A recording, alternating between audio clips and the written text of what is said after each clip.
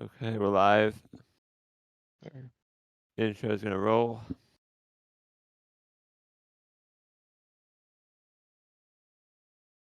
Thomas, do the intro. Yep.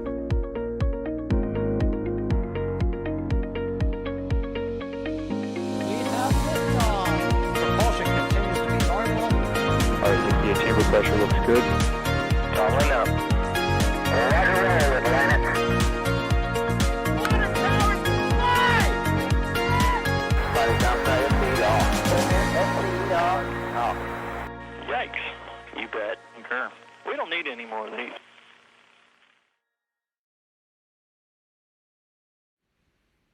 Good morning, everybody, and welcome to Spaceport America, New Mexico, where NASASpaceflight is bringing you live coverage of a Virgin Galactic Spaceship 2 spaceflight attempt set to occur sometime today. The window actually opened at 8 a.m. local time, and it's a little bit past that now, but it looks like they may be pushing into their window, so they've got several hours to do this today. But Virgin Galactic did put out, it's a beautiful day to go to space, so it looks like they are on track for an attempt later today. My name is Thomas Burkhardt. I'm a reporter for NASA Spaceflight, and these live views are brought to us by Jack Beyer, NASA Spaceflight photographer, videographer, live streamer, video editor, among other things. Jack, do we have you on comms right now?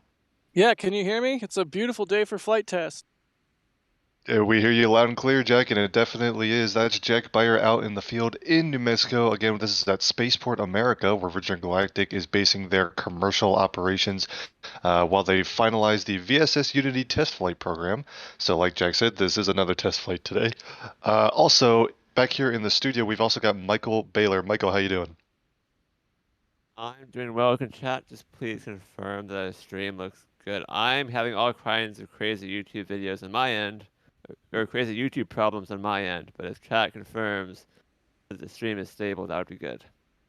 Yeah, and speaking of stable, there's going to be a little bit of shake here momentarily. I apologize. I'm just trying to get all my ducks in a row in case they take off right now. Who knows?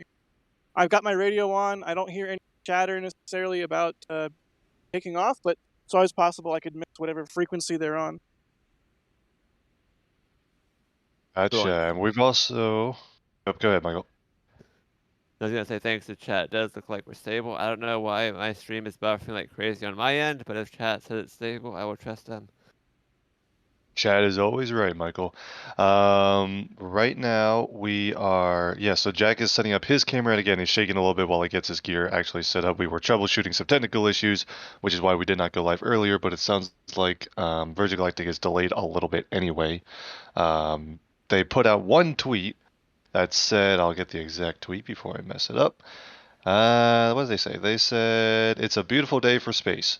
And they haven't had any updates yet. So confirming that the attempt that they had previously scheduled for today is still on with that sort of vague tweet, but there's not no further updates on that end. We will stand by and see what exactly. From where Jack is, he should hear the jet engines of the White Knight 2 carrier aircraft spooling up, which would give us an indication that they're getting close. Again, Jack is near Spaceport America.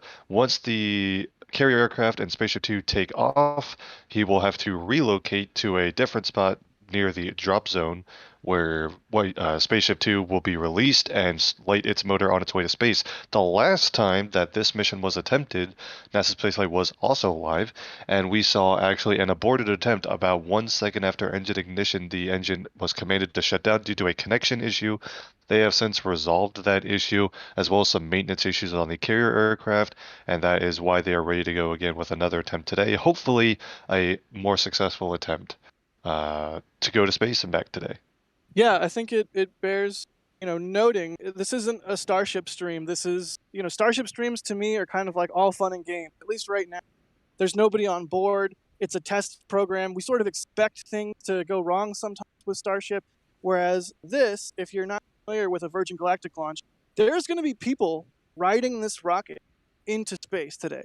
If everything goes as planned and there's no abort, like you said we saw last time, there are human beings putting their lives on the line to expand the envelope of human experience.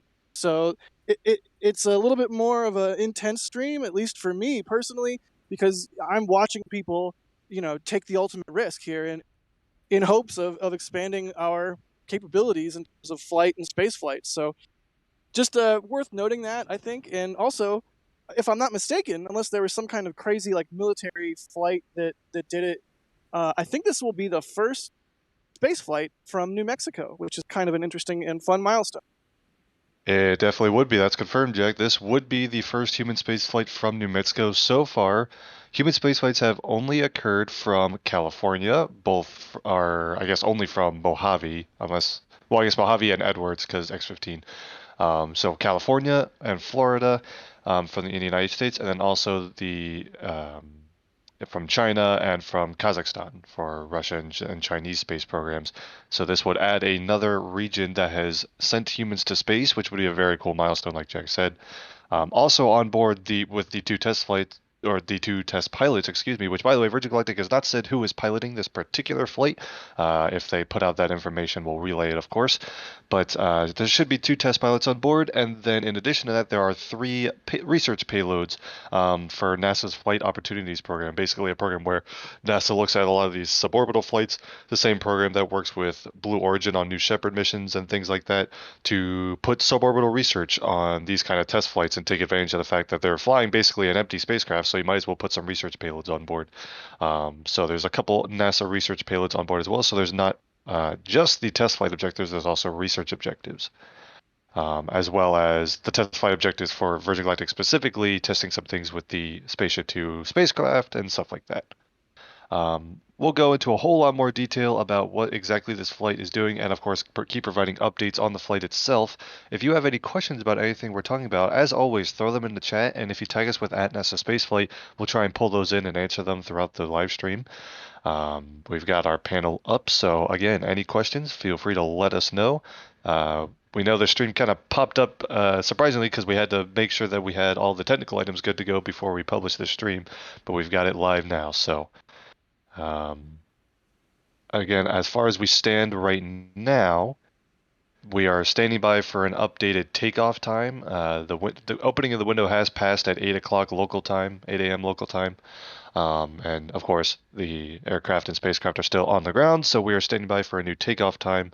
Hopefully Virgin Galactic will provide an update soon. Once they are in the air, Jack will have to relocate to the drop zone so we can try and get a great view of the drop and launch itself. Last time, Jack reacquired the carrier aircraft and Spaceship Two about 20 seconds before it was released because we were fighting some clouds. Jack, since you're out there, what does the weather look like today, as far as visibility goes especially? There's a light breeze. There's really nice visibility. There's less clouds than last time, but there's, scattered, puffy, broken clouds. Nothing enough to obscure our view, and in fact, just enough to give us a nice, contrast frame of reference. You guys have seen Aviator. It's like the famous thing where Howard Hughes is like, "I need clouds." We got clouds. We've got the appropriate amount of clouds. But it's important to caution, Jack, that while we hope we're going to get good live video of this, we cannot guarantee anything. Jack is the only camera we have out there, so we're relying on one single piece of equipment to work. Jack is currently, as you can see that iconic Spaceport America hangar in the center of your screen right now, but Jack is going to have to move after takeoff to the drop zone, or where we think the drop zone will be. There is always a risk if the drop zone is not where we think it is, or that a cloud gets in the way, or that we have technical issues as Jack tries to rush out there and set up on short notice. So we're going to do our best, but this is very much an experimental live stream, and fingers crossed that, like last time, we get good video. It's an experimental spaceflight and experimental live stream. I think that goes, they'll go hand in hand together. And speaking of risks, it's good to note that last time we managed to get it right on which runway the aircraft was taking off on. If you guys don't know, the runway, it's one single runway here at Spaceport America, but it has two sides, and that's sort of how runways work, right? One side, they're named after compass headings. So one side is 16, and the other side is 34. And right now, I am set up as if they're going to take off on 34, exactly what I did last time.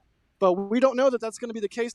I've got my radio on, trying to listen in case I hear, Eve, White Knight, something, cleared for takeoff on 34, then we'll know that I'm either right or wrong, or need to maybe perhaps think about moving very rapidly. But so far, so good.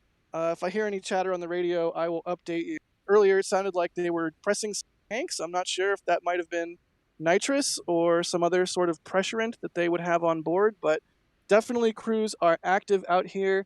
Hear a little bit of chatter on the radio, just nothing that would help which runway quite yet. But that's another one of those risks we'll have to that we have to look out for, and we'll just have to sort of play it by ear. Last time it worked out really well. Hopefully it'll work out really well this time.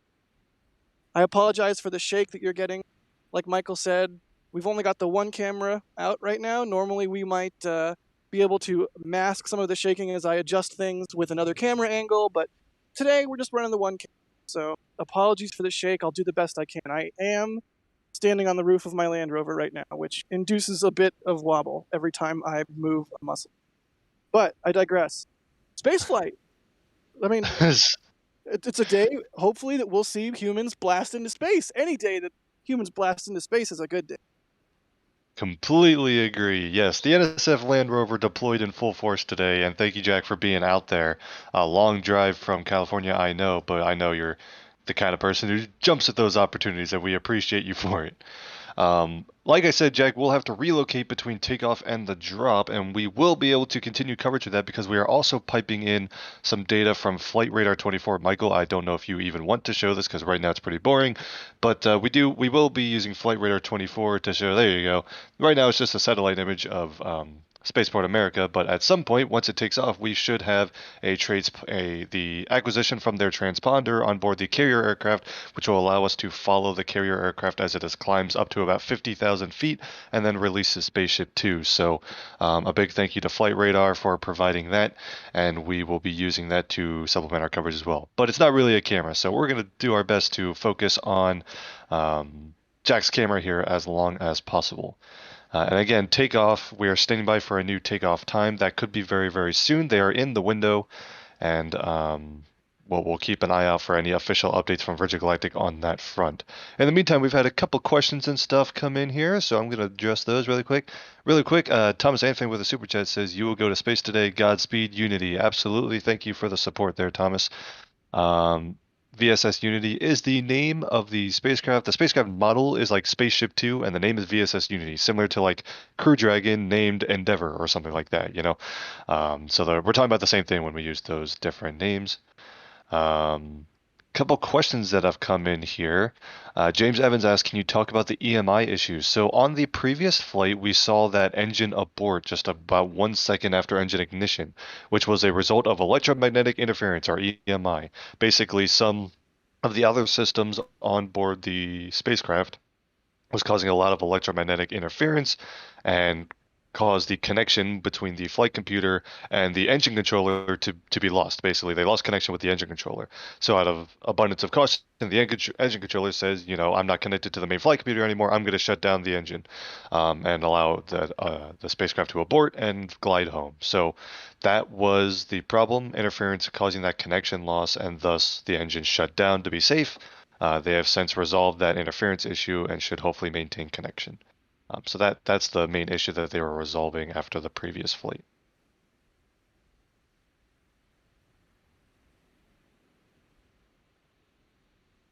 And then James Thompson asks, what's the flight profile? So the carrier aircraft, White Knight 2, which is named VMS Eve, will take off carrying VSS Unity, the Spaceship 2 space plane, from Spaceport America. Again, we think they're going to take off from runway 34. That's where Jack has positioned himself. We've got about a 50% chance of guessing that right, so we'll see. But either way, we'll get it off once it's off the ground. And they will climb up to about 50,000 feet. And they'll kind of fly a pattern so that once they're at the drop altitude, they're flying directly over Spaceport America, or not directly over, but pretty close to Spaceport America still, and flying towards the runway. So that in the event of an abort, Spaceship 2 can then glide back to Spaceport America and land safely like they did on the previous flight. So they'll climb up to that altitude, 50,000 feet, and stay in the vicinity of the spaceport. And then once everything is confirmed good to go, they will release Spaceship 2. Spaceship 2 will light its hybrid-fueled motor and start the climb to space, assuming everything is going nominally. If at any point that ignition goes poorly, they can, of course, abort and glide back. But if everything goes well, the spaceplane will pitch up and head on the way to space. They will climb above 80 kilometers of altitude, which is the American definition of the border between Earth's atmosphere and space. It will likely stay short of the Kármán line, which is the international border. There's some debate as to where space actually starts, but under the U.S. definition, and Virgin Galactic is a U.S. company, they will nominally cross into space today. Once the engine shuts down, the spaceplane will use some RCS thrusters to reorient itself into the entry attitude, basically putting the spaceplane perpendicular to the ground, and also feather the two tail booms into the vertical position, which help it maintain stability during reentry. Once that has occurred, all of the research payloads on board will be in those clean microgravity environment so they can conduct their research. And then as it falls back down, those tail booms will gradually be lowered again as the spaceplane kind of goes back into flying like a plane instead of just falling back from space. And then Spaceship 2 will glide back to Spaceport America and land back on that same runway. So that's kind of your overall flight profile for a standard Spaceship 2 mission. And that's what we're hoping to see today. Can I just say that the whole feather system, I mean, the design of the spacecraft is just absolutely beautiful, and the feather system, I just love how it's natural, passive thing. I mean, Burt Rutan, what an absolute wizard with carbon fiber and with aircraft. What a cool thing.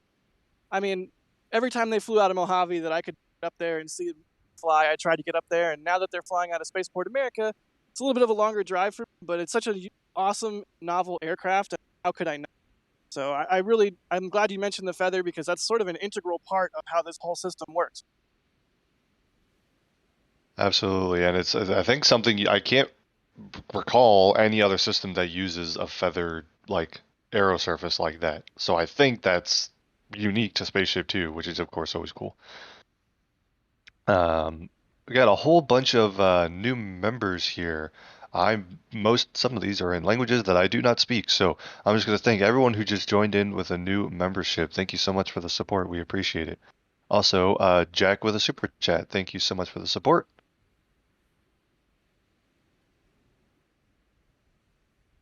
And again, folks, if you are just joining us, we are still standing by for updates regarding the status of today's flight. Could be very, very close. Again, the window is open, but no official word. And right as I say that, Virgin Galactic says Unity and our crew are on target for a rocket-powered flight from Spaceport America, New Mexico today. Stay tuned for more. So there you go.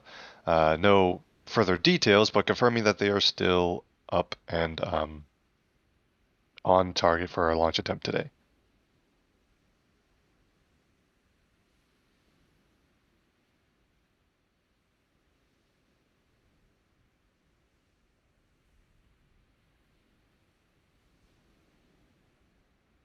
And people asking what time will this happen. Again, we don't have a fixed takeoff target at this time due to, which is Virgin Galactic has not provided that. The window is open, but they did not take off at the opening of the window at 8 a.m. local time. So we are standing by for an update.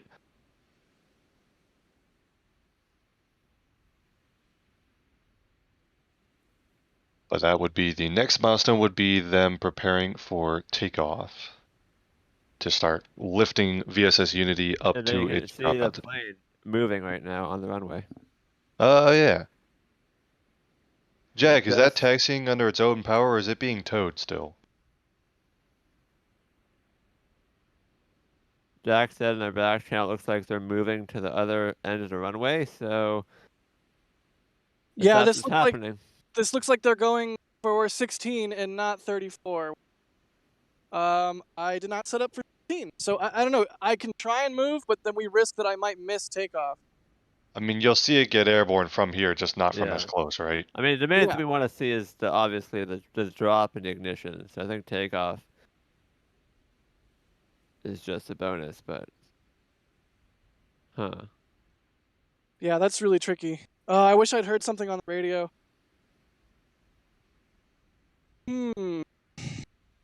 How long would it take to move? Can you still hear me? Yes. Yep. Sorry for getting a lot of wind noise. It would probably take, I don't know, 10 minutes. I don't think we have 10 minutes. Okay. We don't have But 10 minutes. I Let's don't not know. move. I would just stick where you are, Jack. Yeah, I think that's probably best.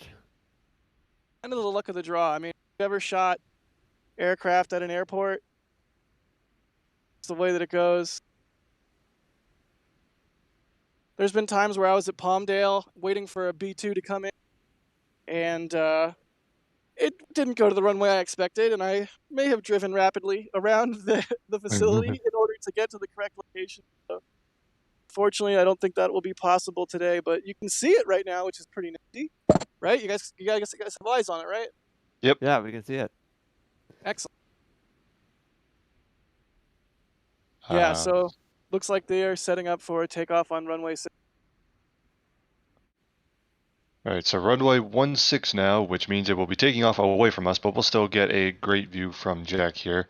Also, Virgin Galactic has confirmed the flight crew for today. Onboard VSS Unity, the 2 test pilots going to space today will be Sergei Sturkow and Dave Mackey, both of which are veterans of Spaceship 2 before, but making another spaceflight today. On VMS Eve, the carrier aircraft is Kelly Latimer and Michael Masucci. So there, that answers our flight crew questions from earlier. I think that's the same crew as last time, but I could be mistaken. I think you're correct. I would have to go back and check to be sure, but I'm pretty sure you are correct. David Patrick says, watching the feed, wearing my SN15 t-shirt and drinking coffee from my SN15 mug. Keep up the great work. Thanks, David, for all of the support. Appreciate it.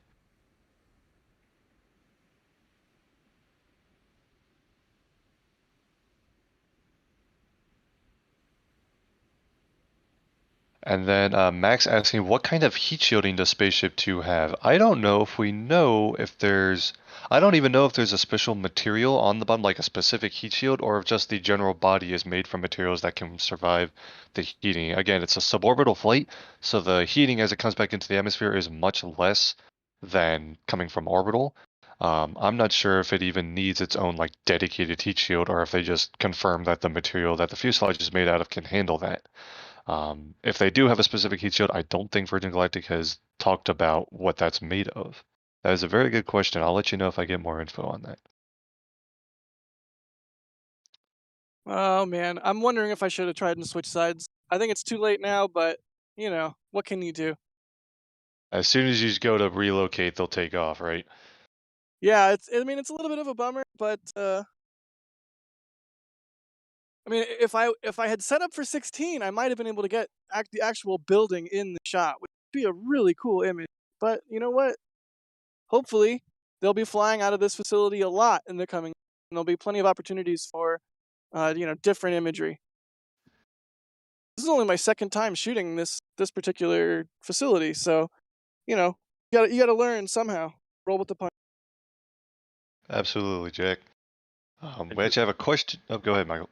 No, go ahead. I was just saying a question in chat asking, is this the same place where the Rock flew from? Talking about the Stratolaunch aircraft.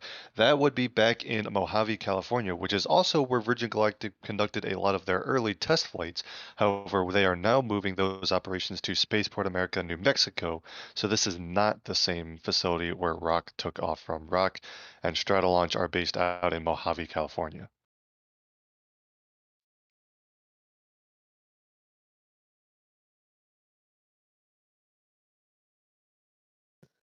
They're on the northern runway right now, Jack, right? The northern end of the runway? That's correct. Yeah, they're facing south. Yeah, so if you look at Thomas's map right there, they're on the northern portion of that runway, and I think do we know where we are expecting them to fly, Jack? Do we know where the drop zone will be approximately? I do not. I was just going to go to the drop zone that I went last time. Based on how the wind is coming at me right now from the south, they would fly into that in attempt to land on 16 in the same way that they are taking off 16. So if that is the case, I believe that they would drop to the north of the airport the same way that they did last time, but that's just me speculating. Honestly, I Yeah. don't know. Um, if they get up in the air and we see on flight radar that it looks like they are doing their donut pattern, down to the south, then I might have to alter my plans on where I expect the drop zone to be. But sort of one of those things, Michael, where we just have to kind of play it by ear. Yep. And if I remember last time, that I think they flew to the south and then they did a big oval and kind of looped back around to the north. So Yep. there was a moment last time we thought you were going to the wrong place, but then you stuck to your decision to go north, and they ended up flying north before dropping. So it's really hard to say, and we have to be able to set up in time. So again, there's no guarantees we're going to see anything today. If everything goes perfectly, we're going to get an amazing shot of the space flight, but just bear with us and cross your fingers and your toes that we can get video. If anyone is going to be able to pull this off, it's Jack. He has been doing this for a long time. He has a ton of experience shooting aircraft, so we're giving ourselves our best shot here with Jack. Yeah, I appreciate that, but just a constant hedge here. You win some, you lose some. Sometimes you have good days, sometimes you have not good days. So I'm just trying to do what I can and bring some views of cutting edge space flight to folks that might not otherwise get to see it. So it's crazy how what a contrast this facility in New Mexico is in general to Mojave. Mojave is way out there in the desert, but it's only about an hour and a half from LA. Spaceport America, I mean, I don't think I've seen another car in the last 2 hours. There was just nobody around. Absolutely beautiful, pristine natural landscape. It's sort of the Wild West, right? Well, I'll do as good as I can for this being my second time having a shot here. Hopefully, we'll learn some lessons one way or the other.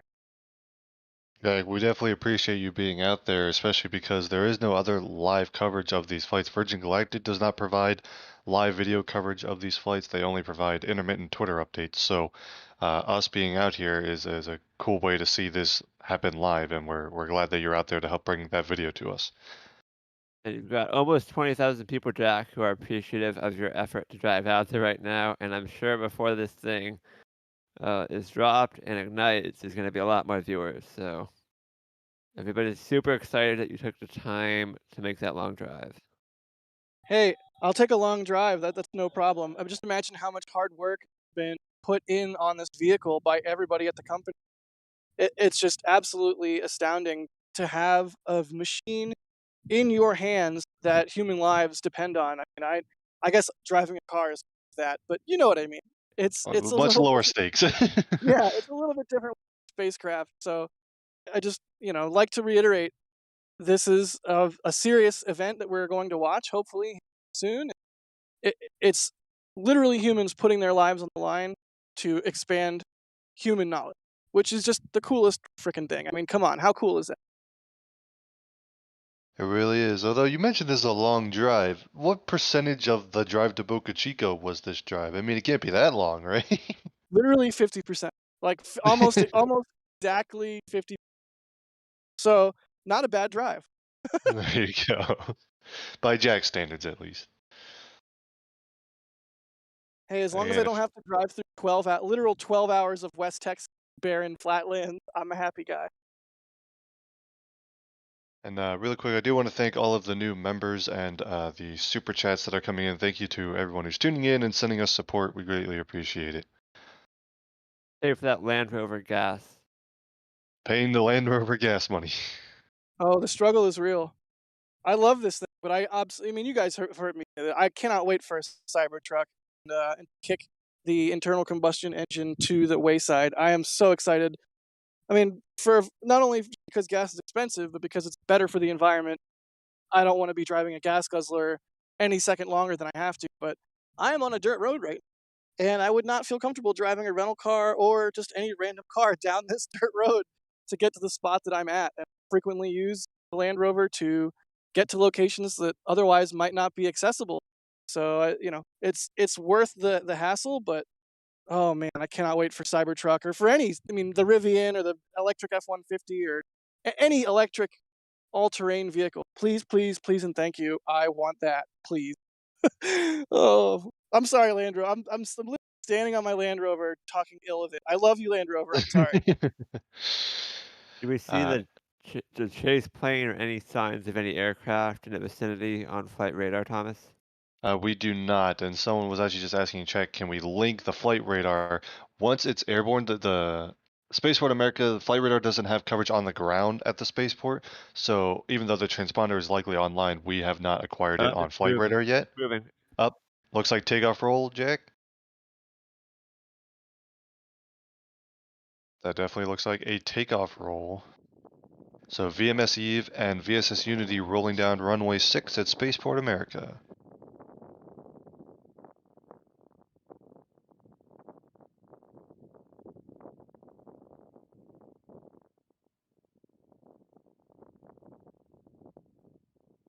We now wait for them to ascend over that horizon. You can see on the far right-hand side of the screen, that is the hangar. So somewhere towards the right-hand side of the screen, I think, is where it's going to take off from. There it goes. And VMS Eve and VSS Unity are airborne out of Spaceport America. They're going to go ahead and climb up to about 50,000 feet to begin their trip to space. Well, Unity's trip to space. VMS Eve doesn't go to space. If VMS Eve goes to space, something very weird has happened. But VSS Unity is going to begin its journey to space.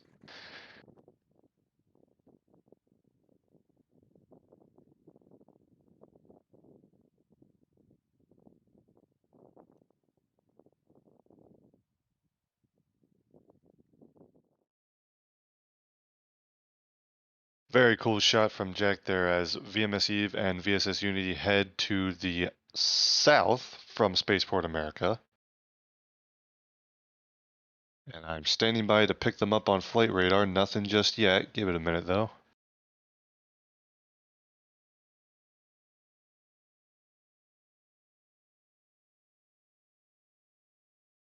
Takeoff occurring at 8:34 a.m. local time. And I am loving that clear sky because it means the probability of us getting video of this thing launching are higher. I don't know And if we have AOS on flight radar. cool. I don't know if anyone remembers our broadcast last time, but like Thomas mentioned earlier, there were clouds all over the place, and not more than 20 seconds before release, Jack reacquired a visual on it. But hopefully that problem will not be an issue today.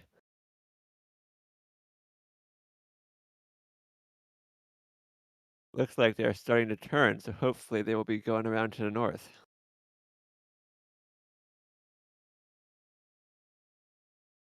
Yeah, they are beginning to turn out west. They will likely make the full loop to start flying north from here. Climbing through 10,700 feet. As you have acquisition of both VMS Eve and VSS Unity, I think last time Unity's transponder went offline after takeoff a bit. I don't remember exactly how they handle that. Right now it looks like two planes are flying very close to one another on flight radar. Obviously it's because one is carrying the other.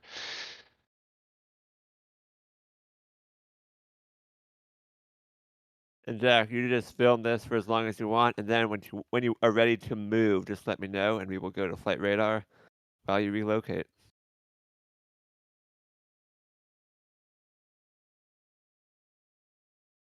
And if for those of you who may want to also be tracking this on flight radar, VSS Unity, the space plane's registration is at November 202 Victor Golf N202VG. And then let me see if I can click the other one. It's not the easiest thing to do. Hold on. They're right on top of each other because they're literally carrying one another. I don't think it's going to let me click the other one.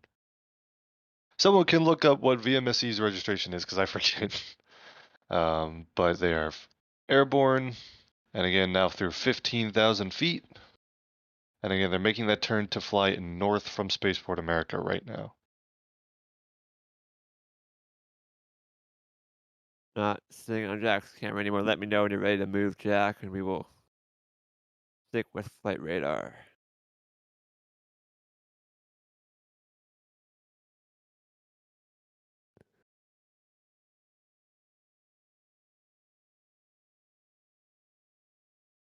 Jack is probably trying to get some photos right now, I can imagine. That is something that he does, and he does it well. Now passing through 17,000 feet. Again, they're going up to about 50,000 feet, 50,000 feet, which is actually a pretty high altitude as far as jet-powered aircraft go. But that's what you want to do if you're trying to go to space. You want to start as high as you can. And as you can see, they have made that complete turn, now flying north alongside Spaceport America. For some context here, I'll zoom out really quick. Right over here is the White Sands Missile Range, which is of course very active in the spaceflight industry. This is where I think the most recent example, there's some Sunny rockets that launch out there. More recently, as far as like orbital flight, Boeing's Starliner, the OFT mission, landed at White Sands. So And Jack, just so you there- know, we do not have video from you right now of. We just see a blue sky. I don't know if that's expected. Oh, he got it back. Okay, we got it. Cool. Look at oh, that. and there you go. That's an awesome shot.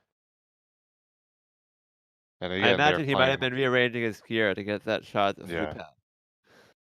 They circled back around, and so thus you can see kind of flying back over where Jack was set up originally. And that's a gorgeous shot. That's a way cool shot.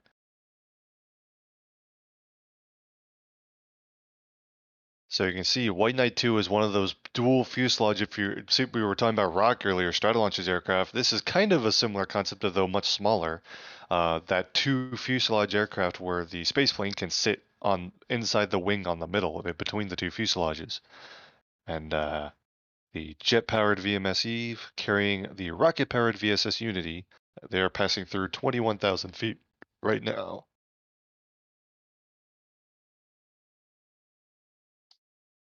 And per their normal timelines, oh, actually, Virgin Galactic just tweeted this. The climb to release will take approximately 60 minutes. So I think we had takeoff around 8:35. It was 8:34. So 8:34 exactly. So approximately 9:34, plus or minus a few minutes for that release.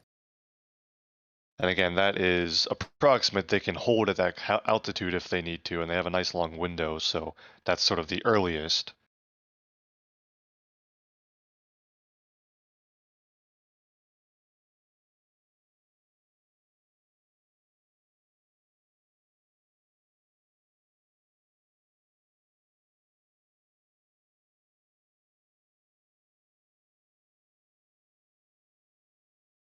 All right, I think that's my cue to relocate there. Okay, go for it. So we're going to cut away from Jack for a bit, and he is going to move where he is positioned to get hopefully under the drop zone. Everyone, please cross your fingers and your toes that they launch somewhere near Jack, because if that doesn't happen, we might be in trouble. We don't have official information as to where they're going to go, but we're just going to go to where Jack went last time, which was literally directly underneath the flight path.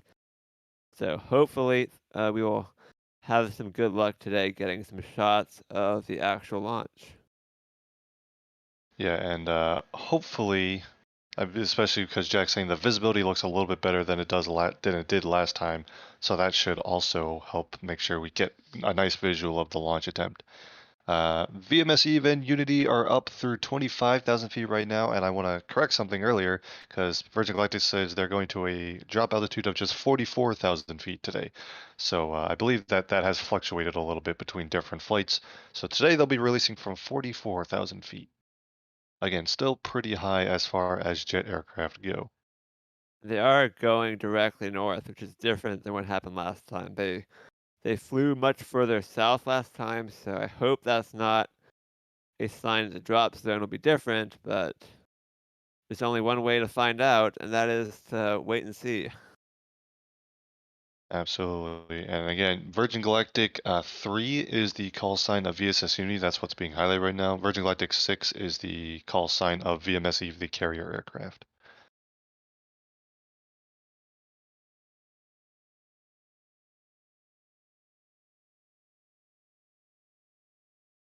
In the meantime, I'm going to go back to our panel here to see if I can find some questions. First of all, Thendis with a super chat that says to help feed Jack's hungry Land Rover with 100 Canadian dollars. Thendis, I hope you're pronouncing your name right. Thank you so much for the very generous support. I know Jack and his Land Rover will appreciate that tremendously. Thank you so much. Got a whole bunch of other super chats with no messages or anything, and some new memberships as well. Thank you all so much for the support. And Jasper in chat tells me that VMS Eve's registration is November 348 Mike Sierra N348MS. So if you're trying to track VMS Eve on Flight Radar or something like that, there you go as well. And again, if you're just joining us, we do have a live camera. I assure you, this is not a Flight Radar 24 live stream. That would be a scam. We are not a scam. Once Jack relocates to his new position, we will return with live imagery from New Mexico. So just stay tuned. And if things go well, we cannot promise anything. But if the Virgin Galactic launch gods put the drop zone in the place we want it to be, we should have a pretty spectacular shot of this thing launching. So fingers crossed. I clicked on this other aircraft because the call sign started with VO, and I forgot what Volaris Airlines call sign was for saying. I'm like, is Virgin Orbit also flying? That would be cool, but it's just an airliner. Oh well. You can see VMS Eve starting to make another turn to the east here. Might be getting ready to loop back around. They'll likely fly a pattern right around here. Flight radar saying the altitude's about 30,000 feet right now, so they're almost there. Again, they're going up to 44,000 for the drop.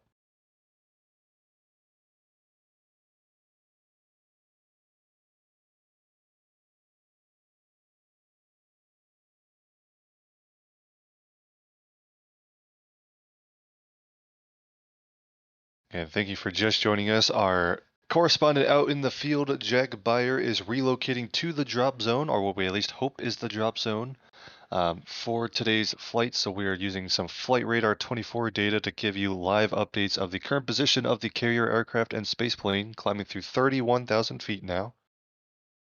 And they are just to the north of Spaceport America. I'm going to break out my telestration tools really quick. Shout out to DOS. That is Spaceport America right there. You can kind of see the runway. And they have taken off from the south and done a loop. They're now north, likely continuing this loop, and they'll likely fly south back towards the spaceport from where they are now. Again, this is at Spaceport America in New Mexico, directly adjacent to the White Sands Missile Range.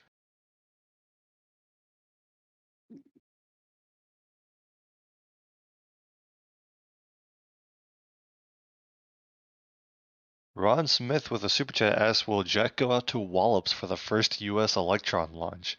Thanks for today's coverage. Well, I can certainly ask Jack once he rejoins comms. I'm going to guess that that's a little longer of a drive, literally the other side of the country. We have some NSF team members that live a little bit closer to Wallops than Jack does, but wouldn't put it past Jack to do it anyway. I think it is... I was going to say, the gist of the question is, will we have a live stream of that launch? Yeah, if that's the question, the answer is almost certainly yes. yes. Just a question of who. Right. Out of the NSF team, I think DOS is the closest located to Wallops. But I'm sure most of us would want to be there for that launch as well. It does depend on when that flight happens. I know we have some NSF members up in the Northeast as well. But I know DOS is a frequent visitor to Wallops. Jack says he wants to go to Wallops. So there you go. I'm not surprised. No, there you go. That's like asking what's a good analogy? A sports fan if they would like to go to the playoff game or something of their favorite team. Of course, Yeah. us Rocket fans are going to want to see a rocket fly from the United States for the first time. Meanwhile, up through 33,500 feet for VMS Eve, they're flying south back towards Spaceport America at this point. I think that's hopefully a good sign. I'm hoping we're going to see them do a big loop to the south and then head north. So last time, did they drop while flying north, or were they flying south at drop? They were flying south when they dropped. They were quite a bit further north than this. And Unity did kind of a straight line up in the air. Well, it didn't actually go up as high as it was expected to go, but it kind of just came in a straight line down towards the spaceport. And once it got lower, I think it did a couple of loops as usual as it aligned itself for the runway. But in general, I think we do expect them to go pretty far north and then just kind of do the flight towards the south.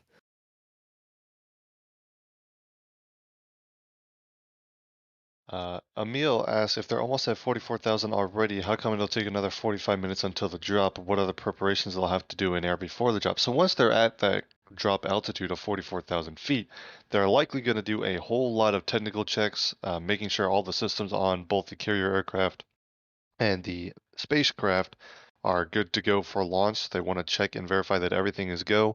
That's one advantage of having this air launch system. They can stay at that altitude for a little bit longer and make sure that any technical issues are worked out prior to drop and release.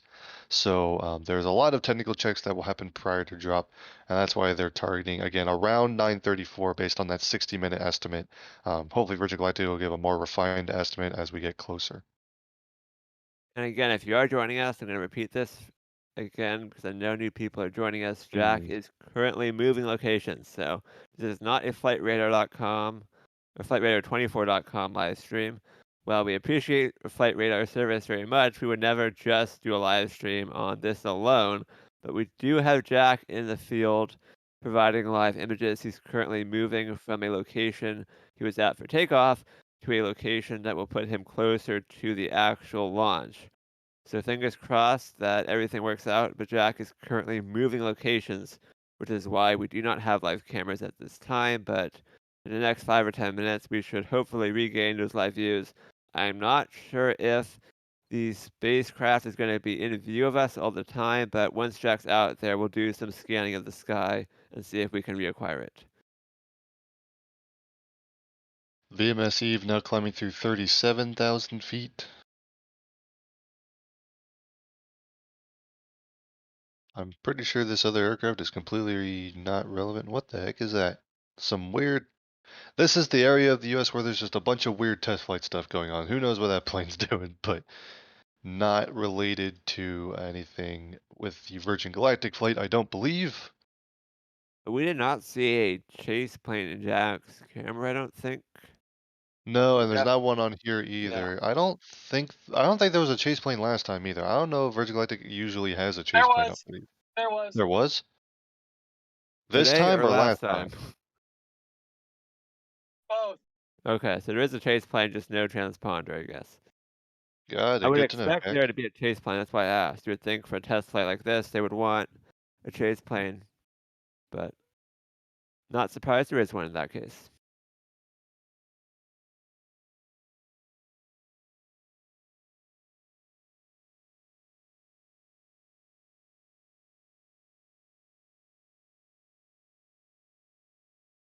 And Virgin Galactic just tweeted they're halfway to release altitude. So I guess that means based on time, not on distance, as they're over 30,000 Right. feet now. But that gives you an idea that it's going to take a lot longer to go the remaining 13 or 14,000 feet as it did to do the initial 30,000 feet.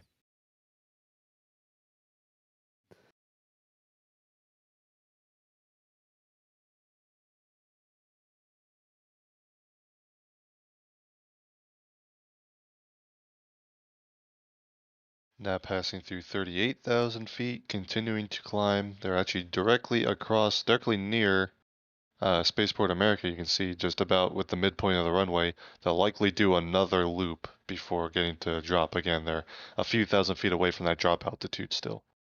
Yeah, if it goes like last time, we'll see if they turn here, and if it goes like last time, it should be a much bigger loop. I think they ended up kind of going over those mountains, kind of along where that reservoir is, maybe slightly further to the left of the reservoir. So we'll see how it plays out, but it is possible the next loop might be larger. Again, this is only the second attempted spaceflight from New Mexico. Virgin Galactic's first spaceflight last December was aborted due to an issue with some interference on the computer. So an automated abort was called that startup. But this is the second attempt, so not a lot of past data and history for us to go off of as to what to expect today. But fingers crossed, we may see the first successful spaceflight from New Mexico in about 30 minutes, maybe 40 minutes from now. Let's see, they're kind of past the spaceport now. I keep misclicking there. They're coming up on 40,000 feet, so they're getting real high up now and getting close to that altitude where they'll be ready to drop VSS Unity. A couple seconds after release, Unity will light its rocket motor and begin the climb up to space. It would be interesting if Unity's transponder stays on for that, because we'll see some pretty insane altitude numbers. I don't know if ADS-B works like in space, but we'll see.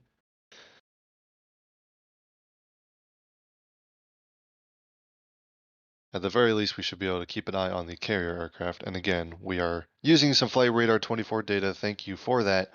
We're only using this while Jack is moving. We will have our live camera views come back once Jack has relocated to the drop zone. I'm setting up now, and this is the part where I get. I think He he said said he's he was setting up now. We missed the end of that, Jack, but it looks like he's setting up at the new spot right now.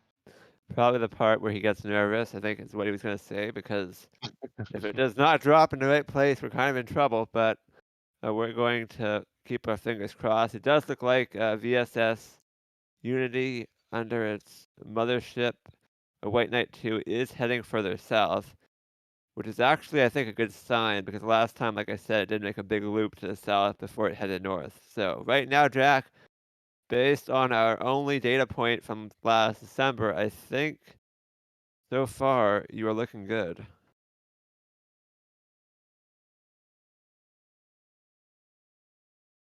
It started to turn a little bit, but it's kind of straightened out. I thought it might be getting ready to loop back. It hasn't done that yet. They're through about 41,000 feet now.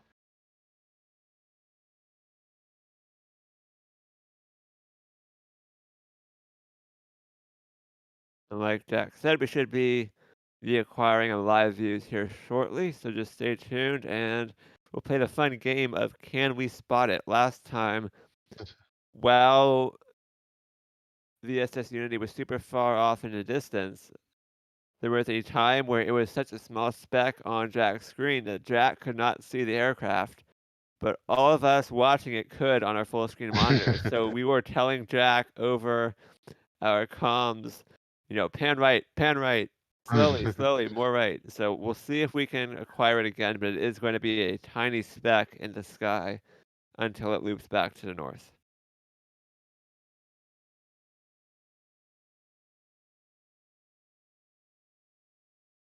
Hang on, we're still about 30 minutes away from that drop target based on the latest info from Virgin Galactic. And they're at 41,700 feet right now, so a bit of a climb left.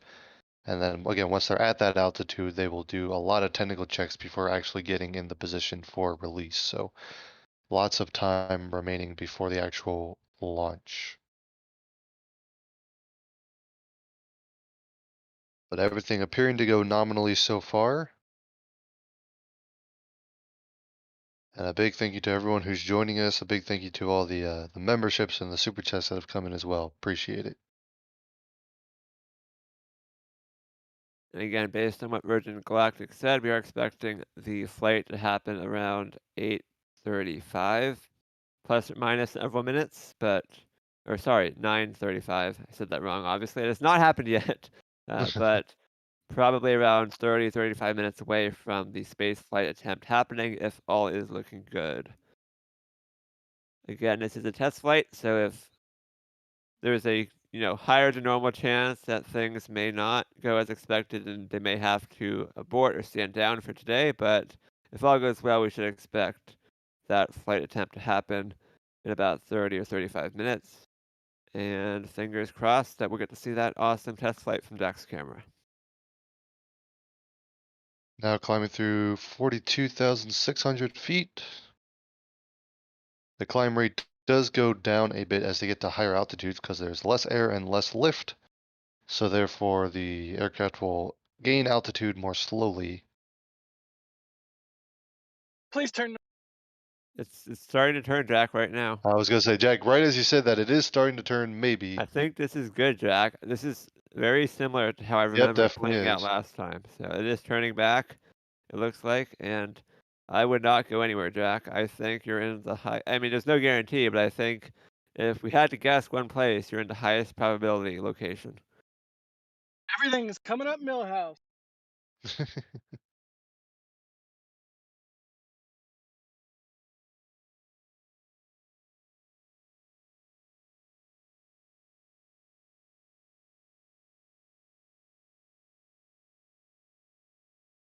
And if you're just joining us, Jack's setting up his live camera again at the drop zone. Once he does that, we likely won't have visual just yet because you can see it's all the way down here. Spaceship 2 will then, and its carrier aircraft will be making the turn to fly back up north. And that should put them pretty close to where Jack is setting up, and we should have a great view, hopefully, of the drop and launch, assuming everything goes to plan. That drop target is about, we saw liftoff from the runway at 8:34 a.m. local time, and they said, Virgin Galactic said about 60 minutes to get to drop. So we're gonna approximate the drop as 9:34 a.m. local time. And I forgot to refresh this page. Sorry, Michael. And we're back. Up, and it made me click the carrier aircraft this time. There we go. He says as he accidentally clicks off of it. Where are they at now? They are climbing through 43,700 feet. Again, they're going up to 44,000, so they're just about there. I don't know how precisely they need to be at exactly 44,000, but they are effectively at the release altitude, excuse me. But again, they're in the middle of this loop right now. They will be looping up to the north, and then hopefully another loop back down to the south prior to release. At least that's based on what we saw last time. So you can see the two transponders kind of diverging. I think let me see if this is actually tracking or not. It is. Well, kind of. I think the last data point for this is actually back here. I'm pretty sure Unity's transponder, yep. I think Unity's transponder has been turned off. I think that's what happened last time too. That's pretty standard. That's just the way they handle their transponders is a little weird. They're just changed. It was just the data. The satellite Yeah. ping had not come through, essentially. When they go to release, if we're still showing this in addition to Jack's camera or anything, do not be surprised, or if you're just watching, kind of tracking on your own, do not be surprised if either transponder just drops from the map. This is not a very high coverage area, so especially once they get back to lower altitudes, we'll expect to lose signal. Also, they might simply turn off the transponder of one, the other, or both when they release. The transponders do not have to remain online the entire time, so if you see one like vanish, no need to panic. That's just how the transponders operate, and I believe we saw that last time anyway.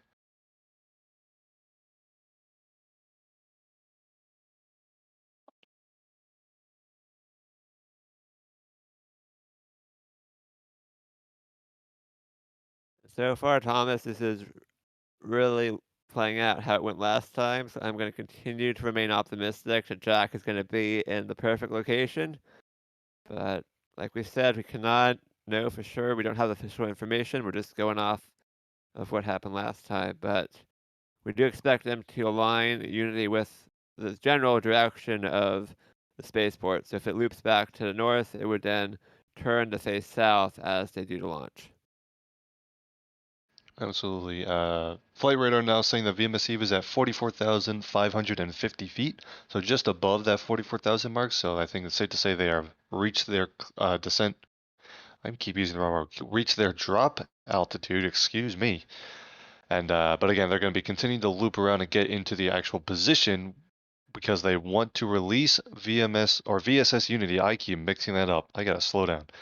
They need to get into position where they release VSS Unity while they're flying back towards Spaceport America. So, in the event of what happened last time, if an abort occurs, the spaceplane can safely glide back and land safely, even if the motor does not ignite.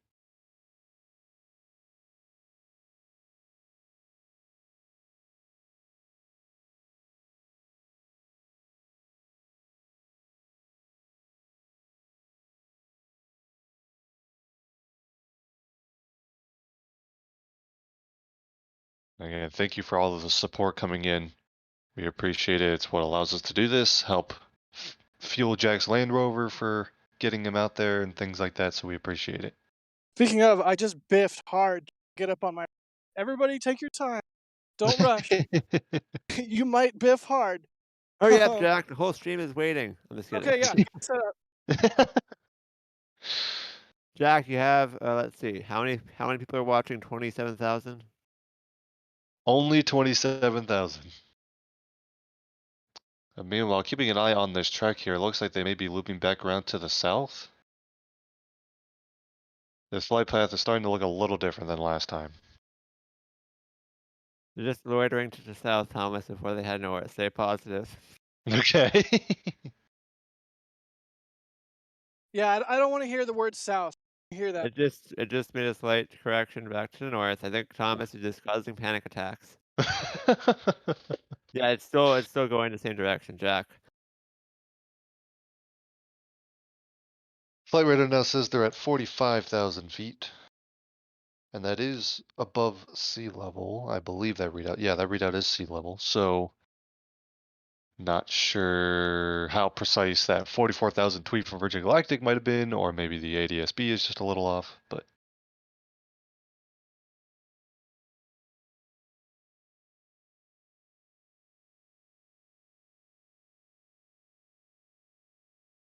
And it's turning north, Jack.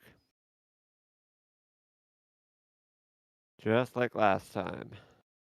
A question in chat, has Virgin Galactic mentioned the altitude goal for this flight? I do not believe they've mentioned a specific target, but it would be, they've said it's a spaceflight attempt, so they're going above the U.S. boundary of space at 80 kilometers altitude, so it'll be above that. Off the top of my head, I don't remember the previous altitudes they've reached. It fluctuates a little bit since it's not a traditional kind of rocket system. It's this air-launched space plane that's hand-piloted. The exact altitude you reach will vary a little bit more because it's not as automated.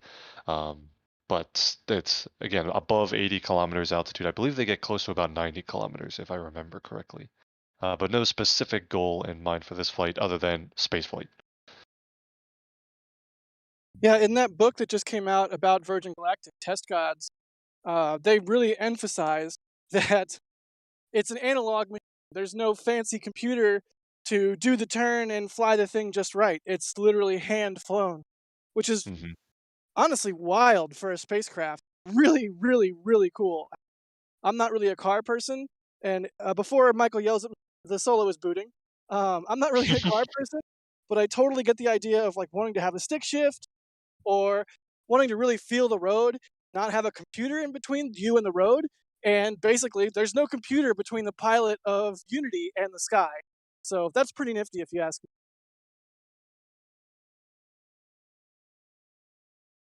At least, and again, at least that's according to, having just read Test Gods. I could be wrong, could be misstating things. I'm just a guy with a camera. I mean, I know for their not the initial, but the accident they did have, the investigation from the NTSB, that report did state that it was pretty much Scaled Composites, the original builder of the initial Spaceship 2 spacecraft, did kind of have a philosophy where they were just relying on the test pilots essentially to fly the aircraft correctly, as opposed to having lots of software and automation to do the job for them. And a pilot did make a mistake that led to that fatal accident. So they have made changes since then. I think there are more safety measures put into place to prevent human error, but at the end of the day, the pilots have to perform today. And that differs a lot from the philosophy of SpaceX and Blue Origin, who are developing fully autonomous human spaceflight systems.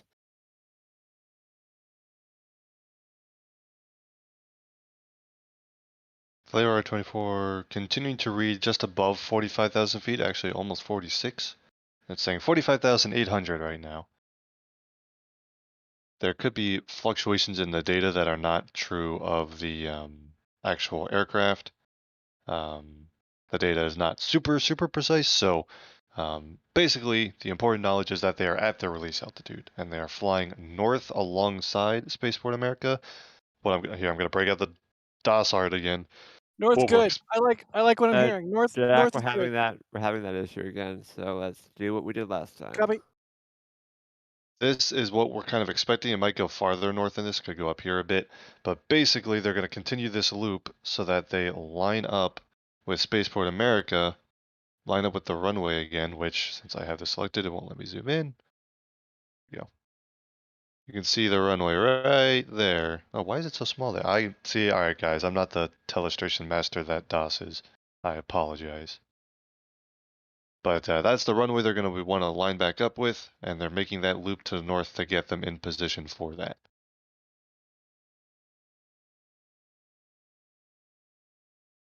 They have successfully reached that release altitude, though.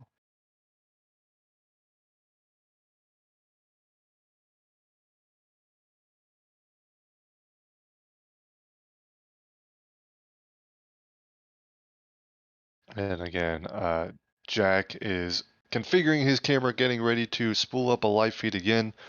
He is now in position at what we hope is the drop zone, so we can get a great view of the carrier aircraft releasing Spaceship 2 and VSS Unity lighting its motor and making its way up to space.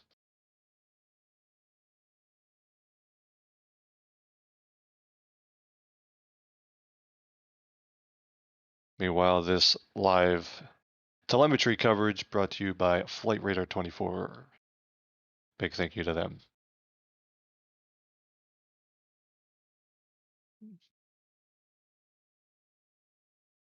Now, to the northwest of Spaceport America, continuing to fly north at an altitude of about 45,000 feet.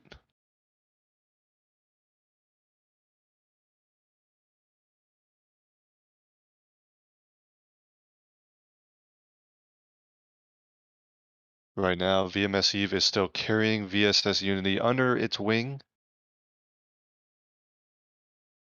and will be released in the spaceplane once they're in the correct position.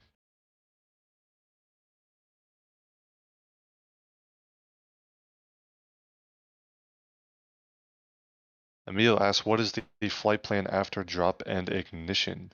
So once the motor lights, I believe the carrier aircraft does do kind of an avoidance maneuver, kind of rolls off to the right to get away from the now firing rocket motor.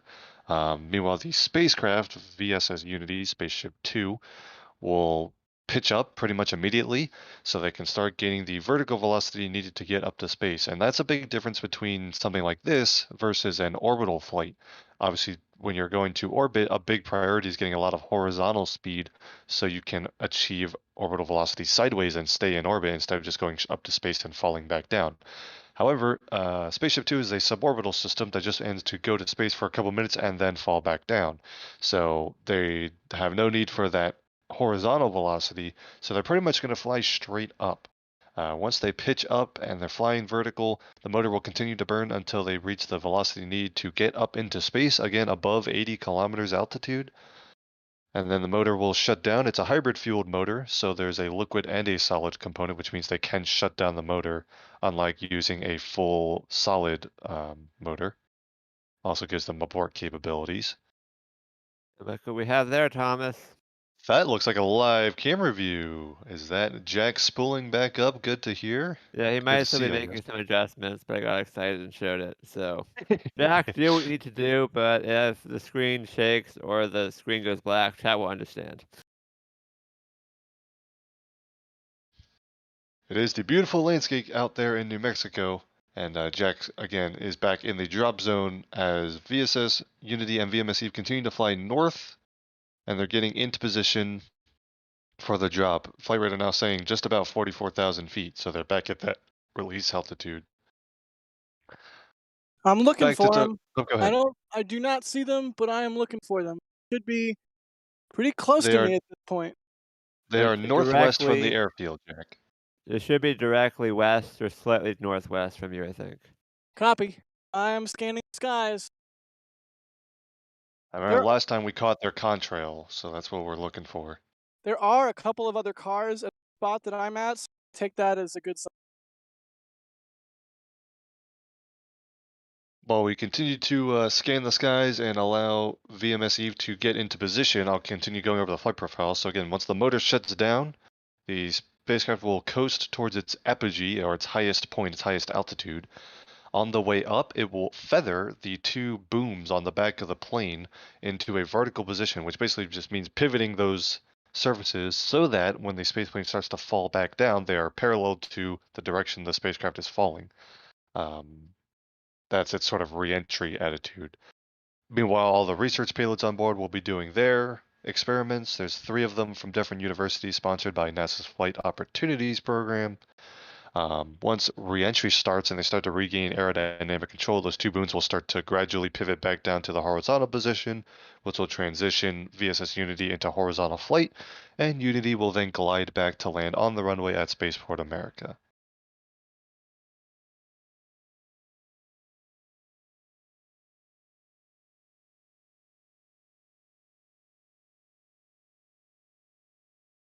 Carrier aircraft starting to ear ever so slightly to the north-northeast. Might be starting to loop back towards it a little early. I think they're still going to fly mostly north. Because they're going to want a big loop so that they can have lots of run up towards the spaceport when they're getting ready for release. Also, that release target is still 9:34 a.m. local time approximately, so I've got about 20 minutes before we reach that point anyway.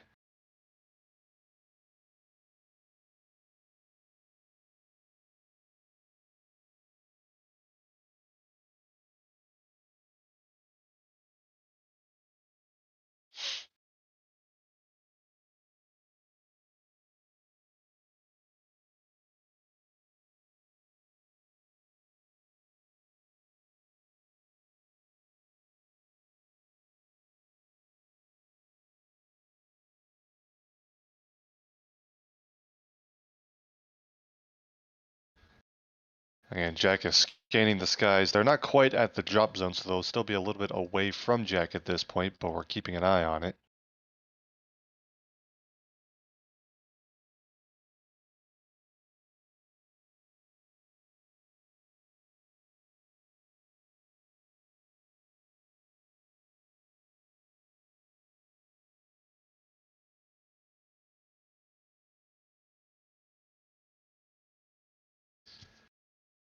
The carrier aircraft and space plane are both to the northwest of Spaceport America, and I believe to the northwest of Jack's position right now, and we're scanning the skies. The space plane is not in the drop position yet, still has to complete a turn back towards the south, so it is facing the correct direction. It is still north of Spaceport America, as we expect and we want to see.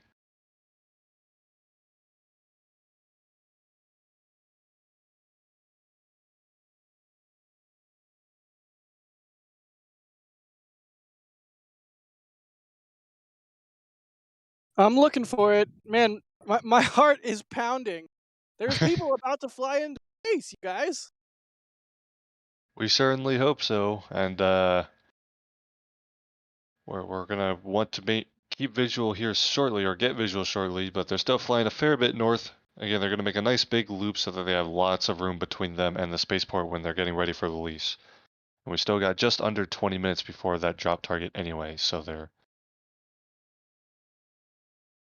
getting close, but we've got a little bit of time before the actual drop and launch attempt.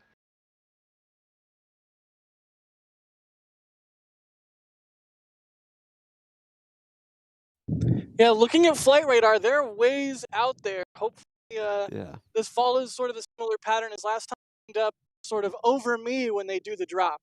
Yeah, last time they turned back towards you, so I think so far looking good. And they might actually be pretty low on the horizon from your location, Jack.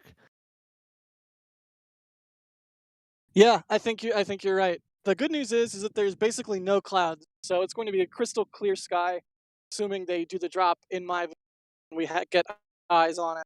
And they But are bear starting with to me. turn. They're going to be pretty much to the north, maybe slightly to the west right now, Jack, but primarily to the north.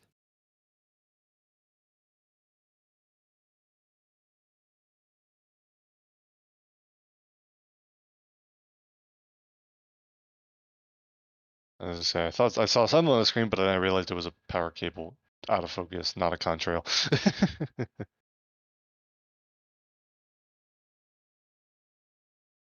But VMS Eve and VSS Unity now making the turn back towards Spaceport America, getting close to that drop zone. No official updates from Virgin Galactic in a little bit. Hopefully they will give us a heads up when they're in the drop attitude.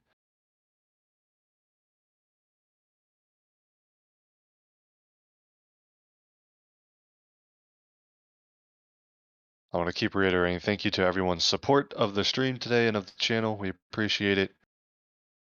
Allows us to get Jack out there in the field. Again, it's Jack Beyer out there in New Mexico for NASA Spaceflight. And we've got myself, Thomas Burkhardt, and Michael Baylor back in the studio, bringing you live coverage of Virgin Galactic Spaceship 2 spaceflight attempt from Spaceport America. The carrier aircraft and spaceplane are getting into the drop zone position. Drop expected in about 15 minutes or so. Jack, I Yeah, think they my should heart. pretty much be due north, maybe slightly to the west, but pretty much due north. Okay, copy. That's what I'm looking. And to your point, Thomas, my heartfelt thanks to everybody. Thanks for watching, for the support to all of our members. Thank you to everybody doing the super chats. And seriously, super thank you to all of my patrons. I could not do any of this without the support of NASA Spaceflight or the support of my patrons. So if you guys like any of my imagery that you see on Twitter or on Instagram or what have you, hop over, become a patron, get some downloads, chat with me, do whatever. I seriously can't thank my patrons enough. It's been really awesome growth, and thank you. If you're a patron of mine, thank you so much. If you're a member of the channel, thank you so much. If you click the like button, click the subscribe button, thank you so much. We couldn't do what we do without you guys. It's so cool that everybody cares about spaceflight, and there's so many people watching. Pressure's on a little bit, please. Please come south. Jack, do you want to just point the camera north, pan down, or tilt down to the horizon and tilt up slowly, and we'll see if we can see it on our bigger monitors here. They are continuing to turn towards the south, haven't completed the turn yet, but they are now moving a bit south and headed back towards the spaceport. Everyone, look. Let's see if you can spot it. But those low clouds on the horizon kind of give tough contrast with a white aircraft, so we might have to wait for the aircraft to get closer before we can find it. Is it possible? I don't have a like a sense of distance for those clouds, Jack. Is it possible the plane is actually behind those clouds, or are those way off? Yeah, I'm not seeing it, Jack. Yeah, I'm sure they're pretty far off, but I'm not sure if it's back there. But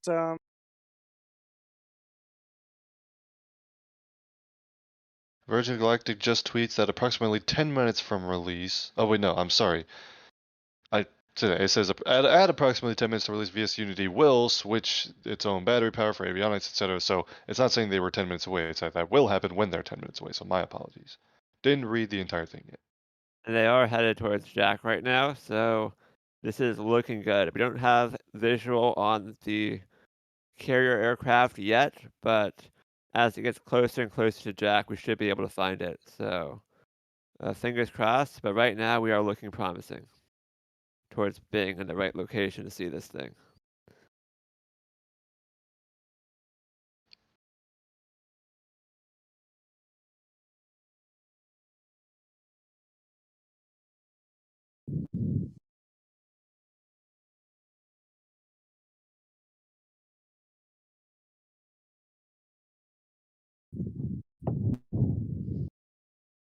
Michael, is that on my end?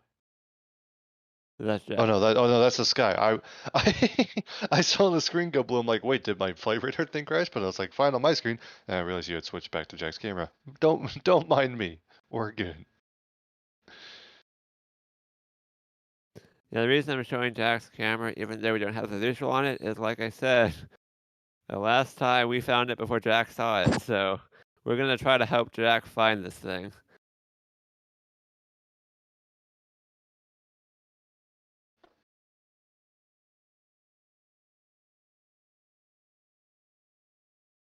Again, they're still at about 44,000 feet. They're currently flying a heading of 150 degrees. They will likely line up back to 160, the runway heading for release, I think. So can they're you see almost him? completely turned. I think Jack is yelling to some other people in the area. Oh, sorry, am I not muted? Whoops. Nope. We got loud and clear, Jack. They're continuing to head towards you, so they're only going to get closer from now, and I'm pretty confident we're going to be able to see this thing once it gets closer.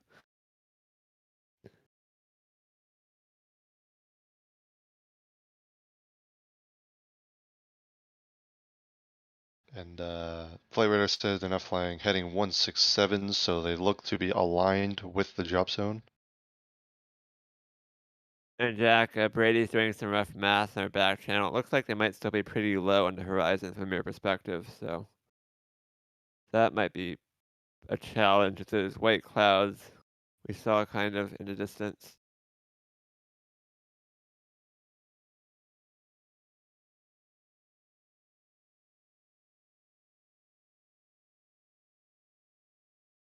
We got 32,000 people watching a blue screen right now as we hope to acquire a visual on the aircraft. Like I said, I think we should probably be able to do it once it gets closer. There's still a couple minutes until release, but no guarantees.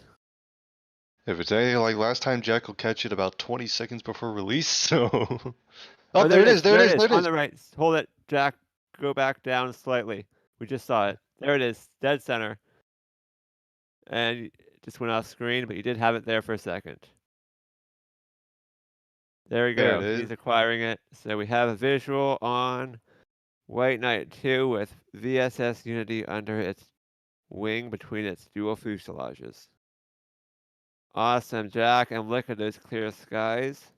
Wow, this is going to be incredible.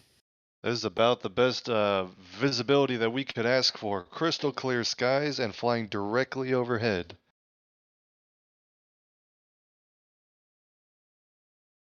We could be just about...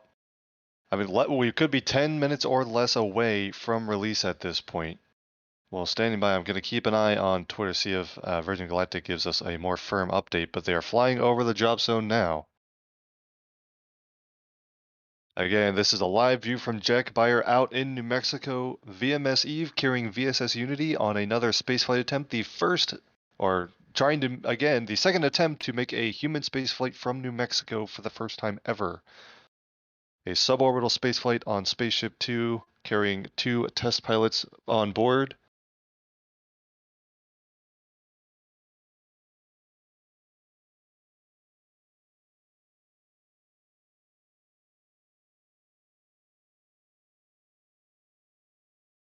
Release just minutes away now.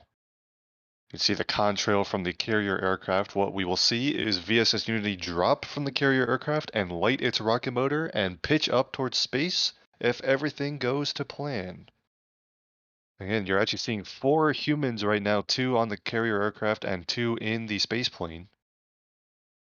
If everything goes to plan, there will briefly be 9 people in space, the 7 on the International Space Station, plus the 2 on Spaceship 2.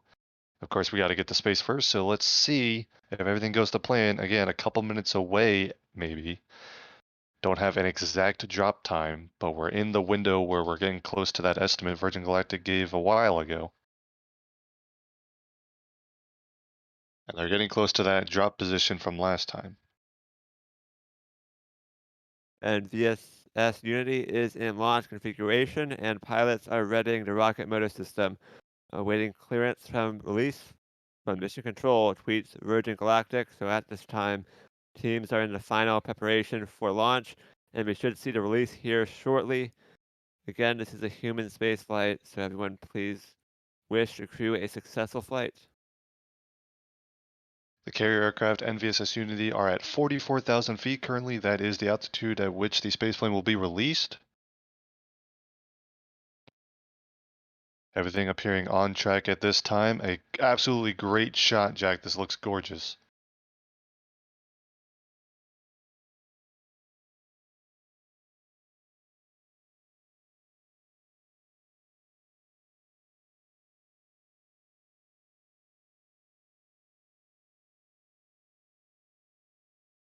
And there we have release, and ignition of Spaceship 2, VSS Unity on the way to space.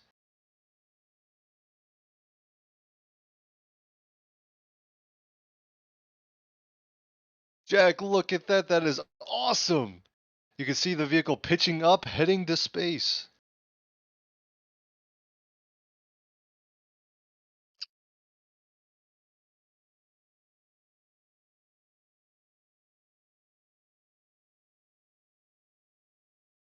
VSS Unity now pitching up towards space. Again, they're going to fly basically straight up. It's a suborbital flight. Carrier aircraft banking away, heading back towards the spaceport. Jack's going to have to move his camera pretty much straight up, so Jack's going to adjust his camera here. There it is. It will continue to fire its motor till it has enough velocity to reach the US definition of space, 80 kilometers, a little bit higher than that. Shutdown. And there we have shutdown. I don't know. I wasn't timing it, but that I wasn't seemed timing it like a either. long burn, so I'm assuming that was full duration. But all looks nominal so far from what we can tell, but we don't have official information. Keep an eye on Twitter. Virgin Galactic will hopefully confirm that burn was the nominal duration. And we Oh, see Certainly wow. right now look to be under good control. 2 you guys aircraft hear it? on flight radar. Can you hear it? Let me check. We didn't hear it, did you? Yes. Sounds so cool. Yeah, I think the wind was a Awesome. bit rough for us, but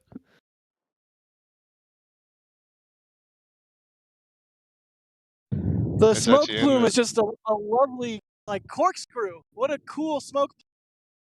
are you gonna move again, Jack, or are we gonna stay Yeah, live? I gotta here? go. Bye. Okay, bye.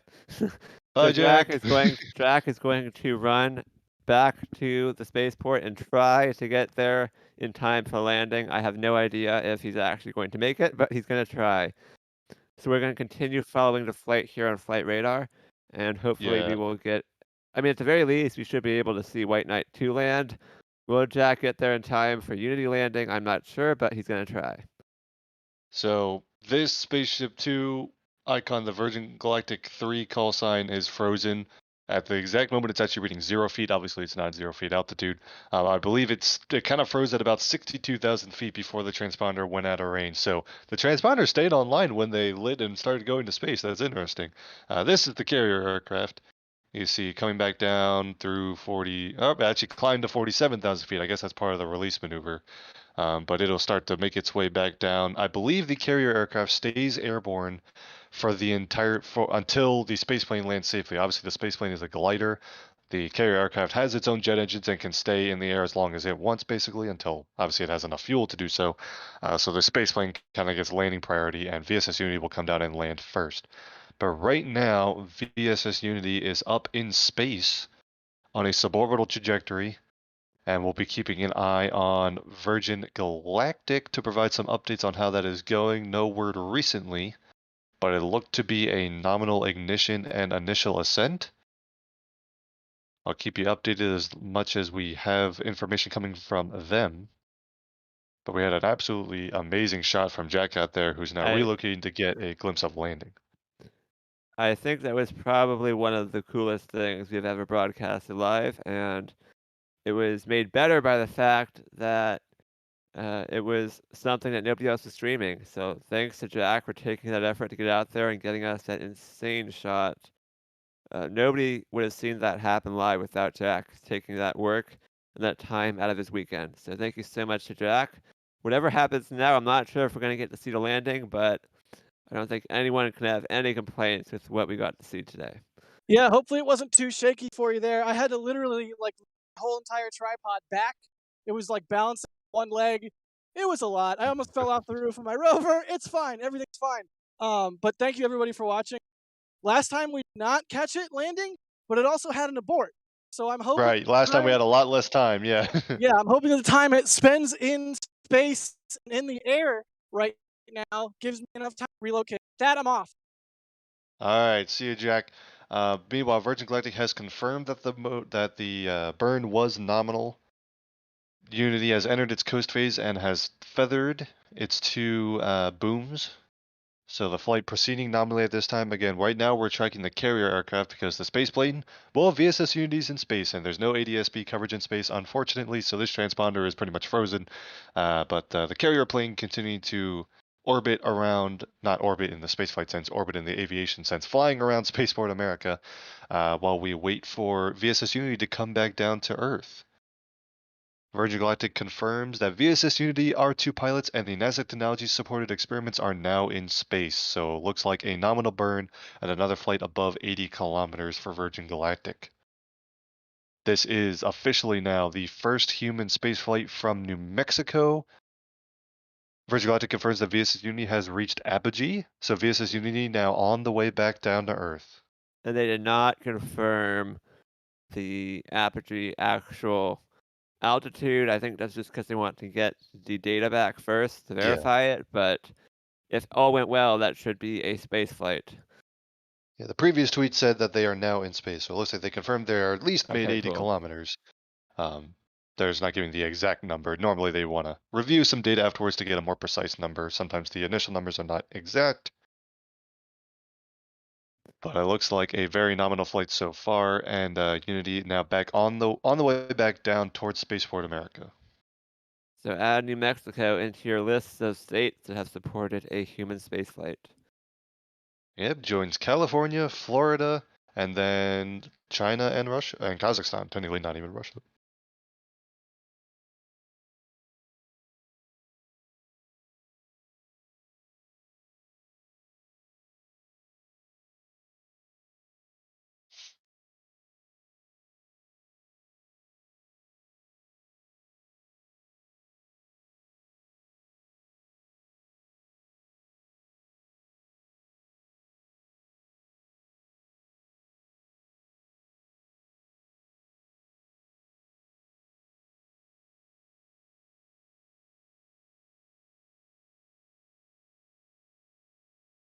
And right now, Jack is relocating back towards the spaceport to catch a view of the landing. In the meantime, I'm pulling up a replay. We'll show the drop again, pulling it up on another monitor. I'll bring it over. Right now, you're looking at data from Flight Radar 24. And the feather has been lowered, and Unity is gliding back to the runway. So I'm not sure if Jack's going to make it in time for that, but we should still get to see White Knight 2 land.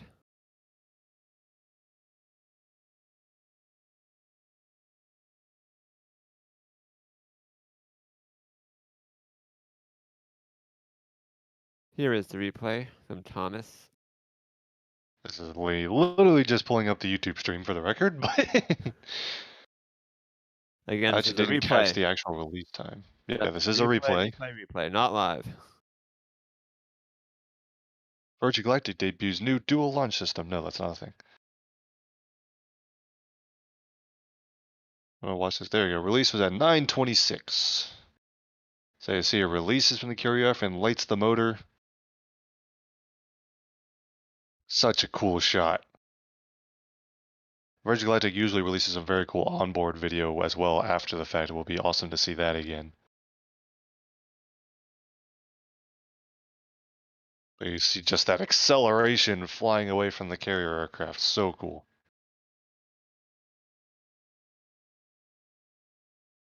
Again, folks, this is a replay. VSS Unity back on the way back down.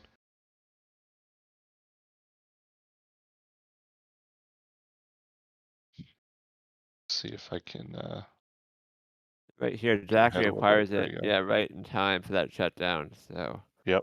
Look like a full duration nominal burn, and Virgin Galactic has pretty much. I'm not going to use the word nominal, but everything else they've said has kind of indicated that it was a nominal burn. So all looking good, and just waiting for them to confirm that final altitude that they reached for apogee. But they did use the word space, so that means they probably surpassed 80 kilometers. Show this again. I'm interested. I don't know if we know this. If Spaceship 2 just burns to depletion, or if they do command a shutdown with some reserve in the tank. Because I'm not sure like why you wouldn't just maximize your altitude with a burn to depletion. Unless there's some re-entry heating constraint that, I don't know, we were talking about that earlier. Don't think that would be a major factor on a trajectory like this, but. And again, Virgin Galactic goes for 80 kilometers, which is the U.S. definition of space that's been used by the Air Force for quite a while, but the international recognized baseline is 100 kilometers. It's called the Kármán line. So some debate as to whether or not Virgin Galactic is actually reaching space, but from a U.S. standpoint, that is high enough for the customers on Virgin Galactic to be considered astronauts. So that is enough for bragging rights, but if you want to go by an international recognized boundary, it is not quite space. However, Jonathan McDowell, whose research I think his research, I mean, I read the paper, I'm not an expert, but it sounded convincing to me, and I think his argument that it should be 80 kilometers for scientific reasons actually holds some merit. So I personally do not have a problem with the 80-kilometer line for Right. space. I think it does hold a lot of scientific value, and if you look at why the Kármán line was chosen, it was kind of sort of arbitrary. So I think 80 kilometers is reasonable. That's my opinion, but people may disagree with that. I'm setting up again, and I just want to chime in that, yeah, even 80 kilometers, 100 kilometers, honestly, it's an arbitrary line, although I guess in John McDowell's case, it's actually scientific. But point being, there are humans putting their lives on the line to test this vehicle, and you know what? They're astronauts. Yes, well said, Jack. I agree. In the meantime, have we reacquired? We have. VSS Unity reacquired here. Let's And see, I think, where are they Jack, at? you said you're setting up, so hopefully there's a chance. I'm not saying it's gonna happen, but we're gonna cross our fingers and our toes that Jack Jack, gets I it up think in Unity time. might be turning short final right now. I can't tell, or it might be. Actually, I take that back. They Yep, need another loop, I can but see they're it. getting. I can see it, but I'm not going to get set up.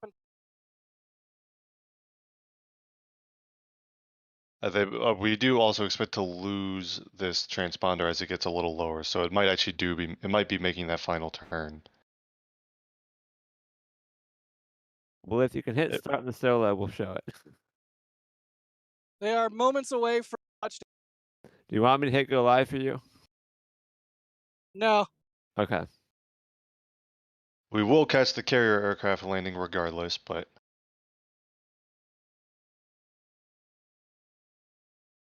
And they've dipped below the horizon.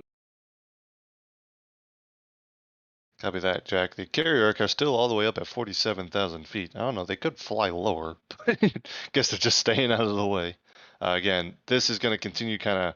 In fact, I think it's just frozen now. That's because it's gotten low enough where they've lost ADS-B coverage of that transponder. Doesn't mean anything's wrong with VSS Unity, Jack. We're pointing that they have just gone below the horizon as they approach the landing site. So we'll stand by for Virgin Galactic confirm touchdown, but VSS Unity should now be on the ground back on Earth after a successful spaceflight.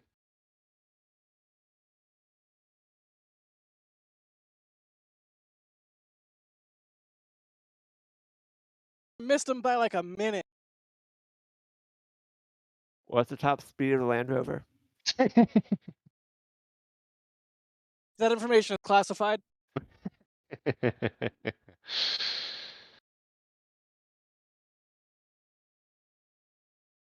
I can neither confirm nor deny a top speed. Well, a top speed exists. You just can't confirm what the top speed is.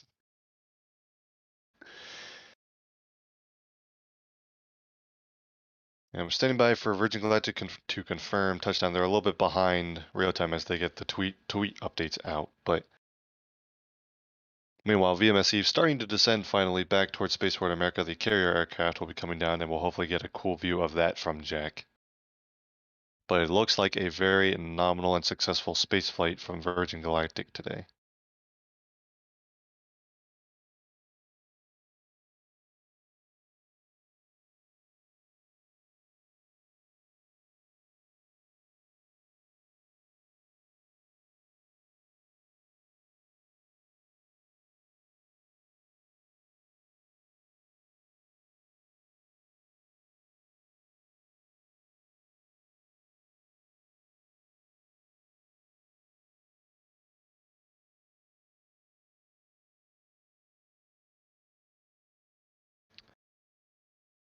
Got a lot of messages and super chats that have come through. Thank you all so much for the support. A lot of messages saying that shot was awesome, and a big thanks to Jack Beyer out there for NASA Spaceflight with the camera magic to get a visual of VSS Unity and VMS Eve.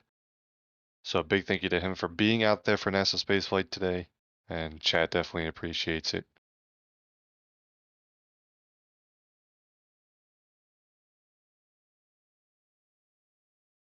A question in chat, what is the long-term mission goal for Virgin Galactic and the Unity spacecraft? Space tourism? Yes, that is the primary goal, trying to open up access to suborbital spaceflight to sort of everyday people. We have a reusable suborbital spaceplane so that people can experience spaceflight for themselves. Initially, the price point's not exactly for everybody. It's in the hundreds of thousands of dollars for a ticket, but the long-term goal is for those initial flights to allow longer-term tickets to the price to come down to where more people can afford it. So that's that space tourism market is where Virgin Galactic is mainly headed. On today's flight, though, even though it was a test flight for that purpose, they were also flying research payloads for NASA on board the spaceplane, taking advantage of the microgravity environment that they experience. So there are also research opportunities from this type of platform that are already being utilized. So that's another goal of the program.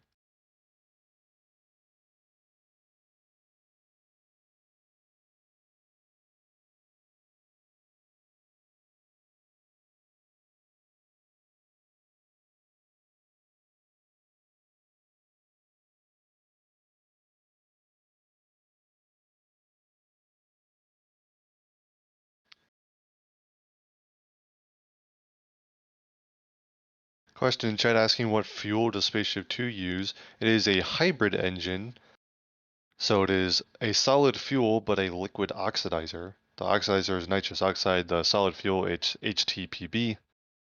And touchdown has been confirmed by Virgin Galactic.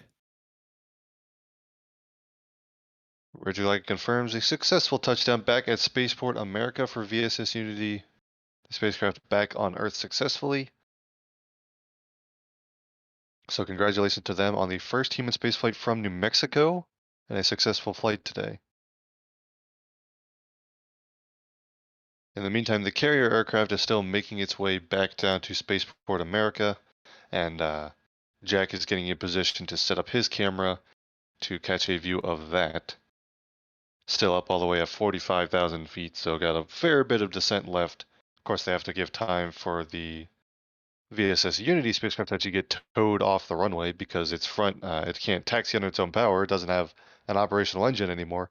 Plus, I believe the front of it is a skid, not a wheel, so they need to go tow it off the runway. But a successful landing for the spaceplane, and the carrier aircraft will be making its way back down now.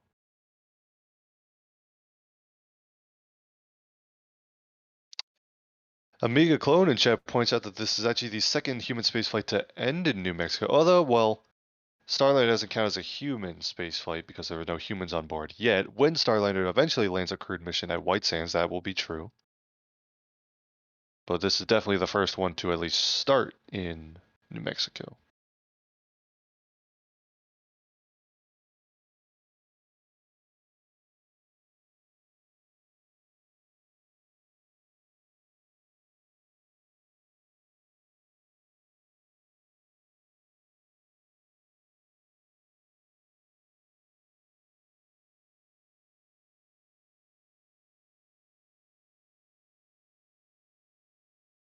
If you're just joining us, we are standing by for live views of White Knight 2, the carrier aircraft named VMS Eve, to make its way back to Spaceport America. Meanwhile, the spaceplane VSS Unity has landed and will be towed off the runway at Spaceport America after a successful human spaceflight.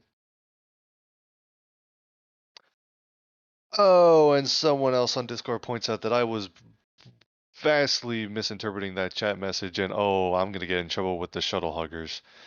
The human spaceflight that ended in New Mexico was STS-3, which landed at White Sands, the space shuttle mission. I'm gonna get in trouble for messing that up. I apologize. You were not talking about Starliner. Oops. But yes, a human spaceflight has ended in New Mexico with a shuttle mission landing in White Sands.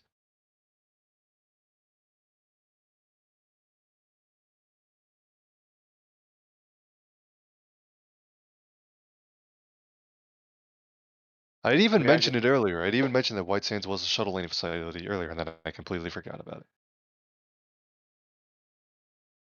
VMS Eve descending through 45,000 feet, slowly descending back towards Spaceport America, flying way north. Jack is still trying to figure out where he's going to be positioned for that landing because he has time. He's scouting different spots, but we do plan, if possible, to show the carrier aircraft White Knight 2 landing. Yeah, Jack, you've got plenty of time. Still up at 45,000 feet, so plenty of time.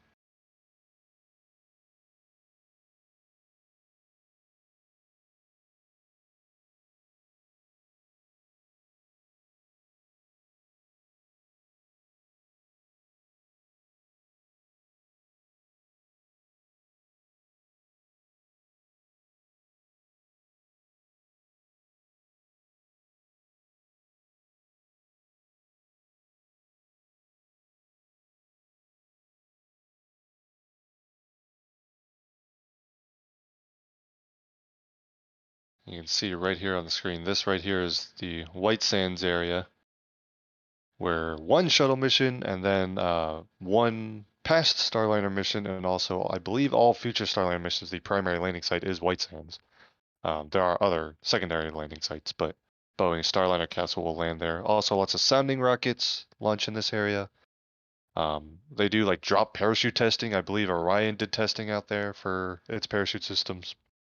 Don't remember if either of the commercial crew missions did any parachute testing at White Sands. I know they did a lot at Yuma and Arizona and things like that, but a very common spaceflight area for various testing and operations, and directly adjacent to Spaceport America.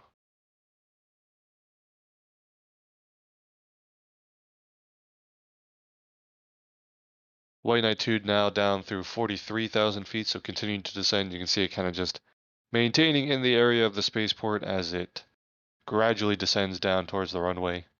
VSS Unity is already on the runway. They're going to be in the process of removing it, towing it off so that the carrier aircraft can land.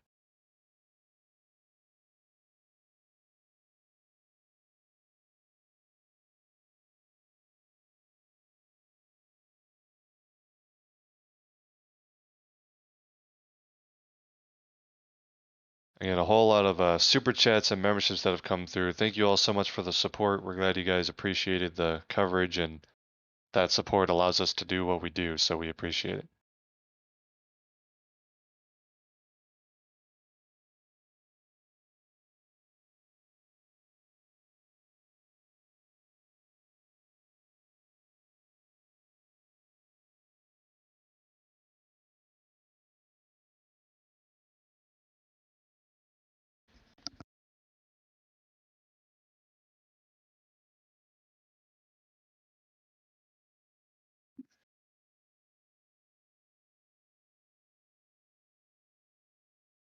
I'm keeping an eye on chat. If you guys have any questions about anything that's going on, feel free to throw them in the chat, as always. Keeping an eye on that. If there's anything we can answer, we'd be happy to while we're standing by for White Knight 2 to come back and land.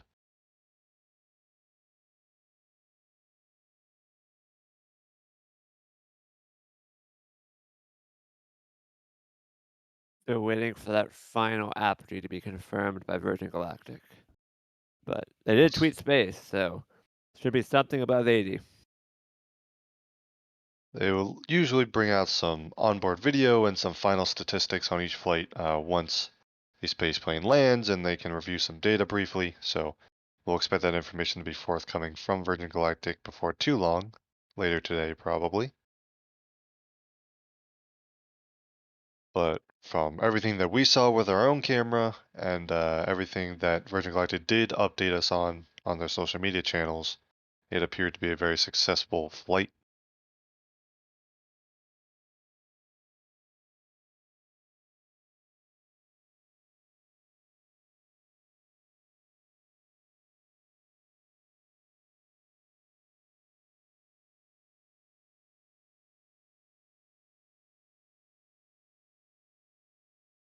Richard Branson just tweeted a quick video from Spaceport America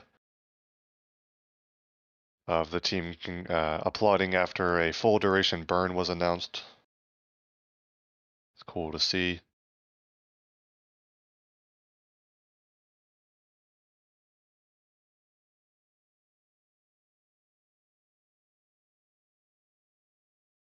And Branson himself is planned to fly on a future Spaceship 2 mission.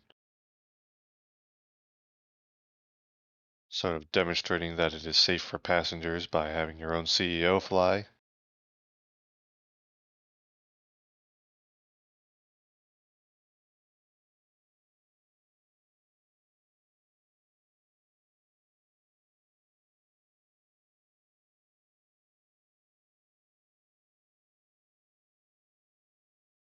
VMS Eve currently descending through 40,000 feet.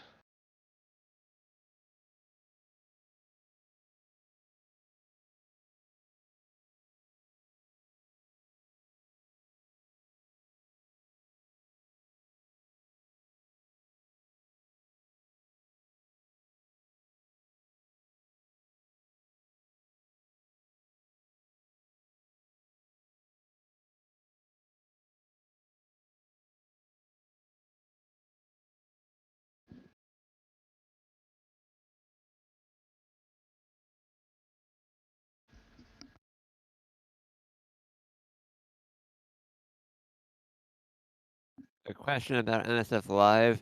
There will not be an NSF Live this afternoon. We have instead dedicated our resources, including Jack, towards this stream. So Virgin Galactic is our live stream for Saturday. Yeah, the choice was either have Jack in at Spaceport America for today's flight or have him in a studio for NSF Live. And we figured you guys would rather see live coverage of Virgin Galactic, so luckily Jack was able to get out there, and we appreciate him doing that. NSF Live will be back in a future week, not this week. Of course, we will be spooling up additional, or not additional, as usual, the daily videos from Boca Chica as always, and we'll be looking out for the resumption of testing activities in Boca Chica. There will be live streams of that covering SpaceX and Starship. We've also got coming up this Wednesday, I believe, is the next launch from Cape Canaveral, a Falcon 9 on a Starlink mission, and there will be live coverage of that as always. So stay tuned for all of that. But in the meantime, we are still standing by for White Knight 2 to return back to Spaceport America, approaching 40,000 feet now. Still a nice slow gradual descent, as the teams on the ground are likely working on safing and securing the spaceplane VSS Unity after a successful spaceflight.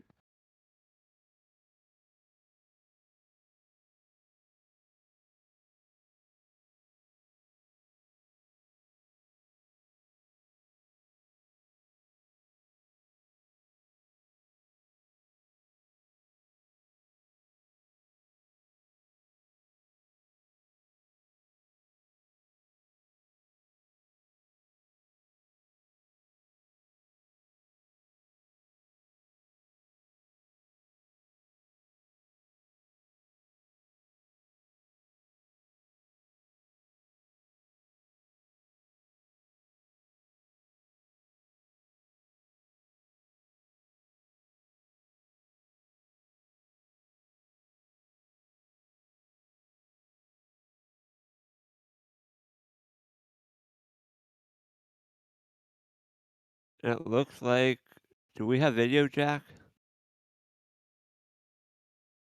I know I saw my screen change, but I don't know if he's ready for us to show it.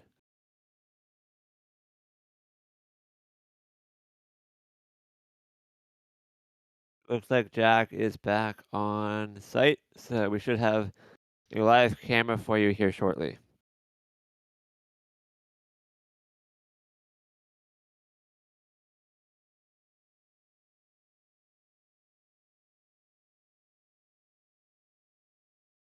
And would you look at this? Wow.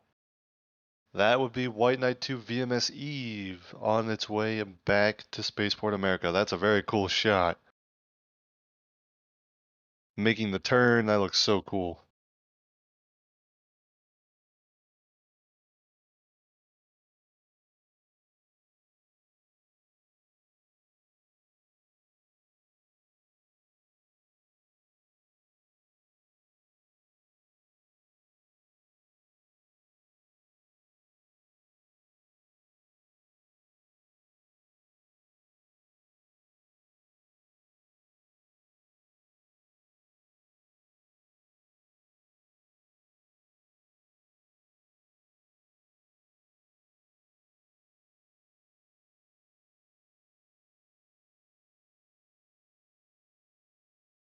This is a live camera view from Jack Beyer at Spaceport America.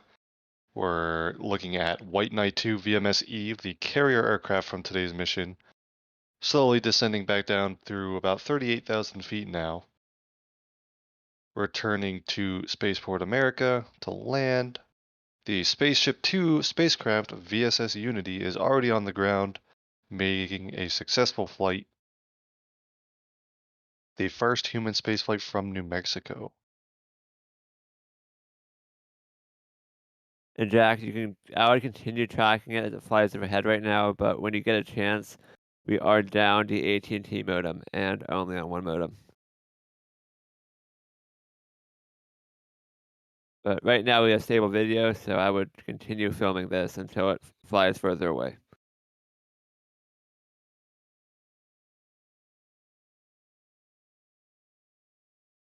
Say my phone directly overhead of him.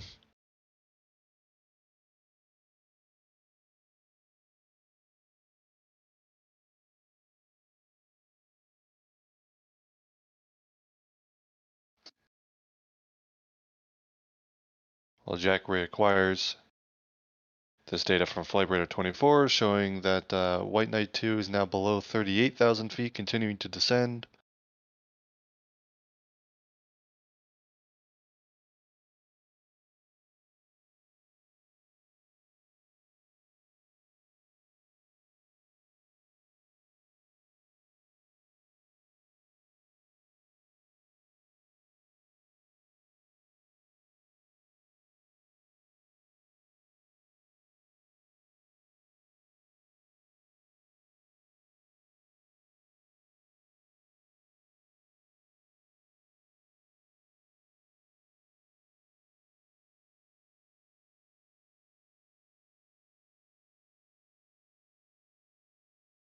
And Jack's got it again. There's VMS Eve again, the carrier aircraft above Spaceport America. Very cool.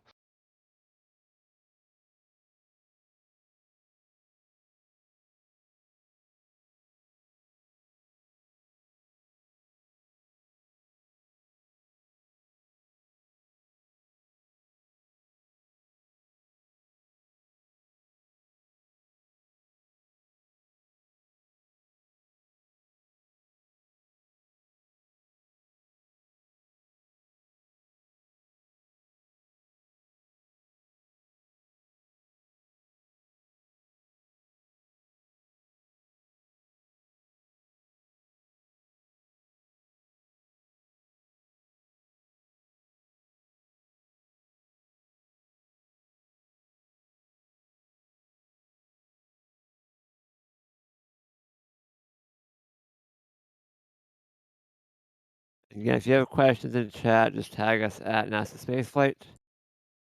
And we'll try to take some questions while we wait for VMS Eve to descend.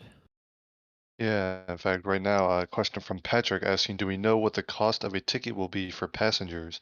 I believe the current pricing is about $600,000 for a seat, which is not for everyone, obviously. But I believe the plan that Virgin Galactic has provided is initial seats will be more expensive than later seats. And so once the super chats come, or super chats come, once the initial tickets come in, the price will actually go down. So later seats should be more affordable. At least that's what their plan is. But the current pricing is above $500,000.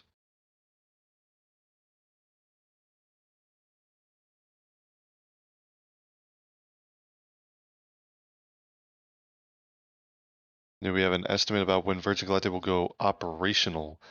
I think it I was like bel- I think it might be 3 more flights after this, although I'm not sure, and obviously things can change, and I could be just misremembering. But yeah, Yeah, the schedule's been pretty fluid. It all depends on what the data review from this flight and every flight that comes after it looks like. Eventually, they will get to operational status within a few flights is the current plan, but that can change. Not sure if it's still on the table for this year or if they're kind of up against a schedule crunch to get those flights in by the end of the year. maybe within the next year or two. But there's a few flights remaining prior to operational status.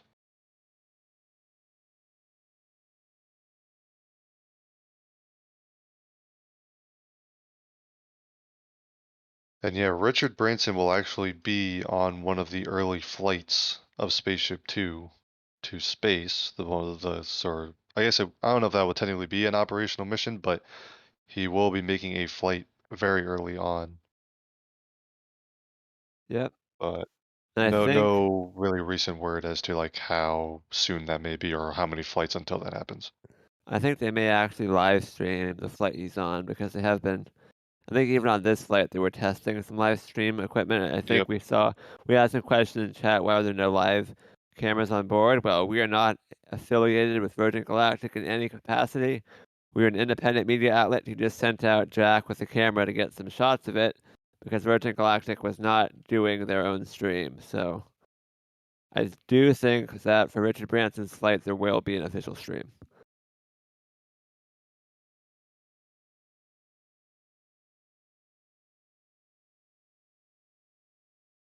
All right, it is way, way out there. You guys are gonna have to deal with some blue screen for a little bit. We're keeping an eye on flight radar. It is starting to fly back towards you now, Jack, down to 28,000 feet.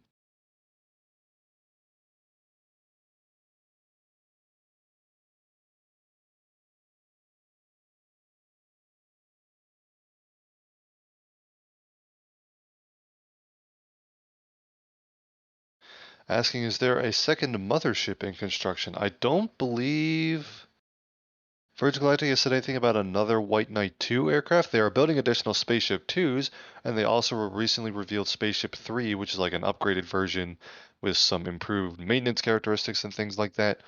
Easier to service and should enable quicker turnaround between flights. But as far as carrier aircraft, I don't think I've heard or seen anything about additional carrier aircraft.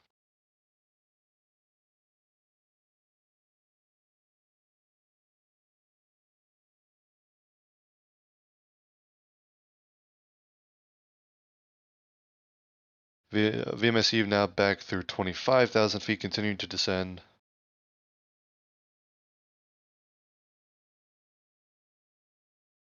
Kyle asking, was there crew on board? Yes, there were 2 test pilots on board, and before I mess it up, I'm gonna get a,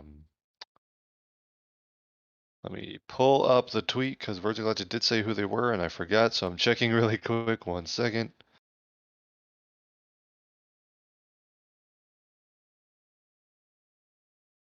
On board VMSE or VSS Uni for today was CJ Sturkow and Dave McKay. I think it's pronounced McKay.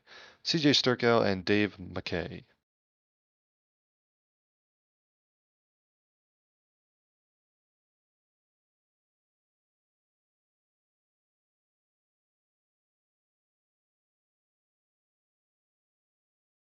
A question asking, will they ever change the design so that it can reach a higher apogee? You know, when they were teasing Spaceship 3, a lot of people were guessing, well, if you go back long enough, Spaceship 3 was supposed to be something completely different. Spaceship 3 was supposed to be orbit capable at one point, I think, but I think that was just a very early concept. Now Spaceship 3 is known as just an improvement on Spaceship 2 that allows faster turnaround times. I don't think it gives them enough of a performance boost to get to, like, if you're trying to say, like, get above the Kármán line, I don't think that's what they were going for. Some people were speculating that they might try to do that, but Virgin Galactic has not said anything about an apogee change with Spaceship 3 or for any other upgrades. I do know that VSS Unity, because it's a test vehicle, not an operational vehicle, it's built with more performance margin, so things are heavier than they need to be. So as they get more data, they should be able to cut the weight and reduce the mass. They also won't need as many sensors on the operational vehicle. So I do know that Spaceship 3 is supposed to be significantly lighter, but I don't know what that translates into an apogee change. So we'll have to wait and see what information they put out. But it should be a higher apogee. I'm just not sure if it's going to be all the way to 100 kilometers. Gotcha.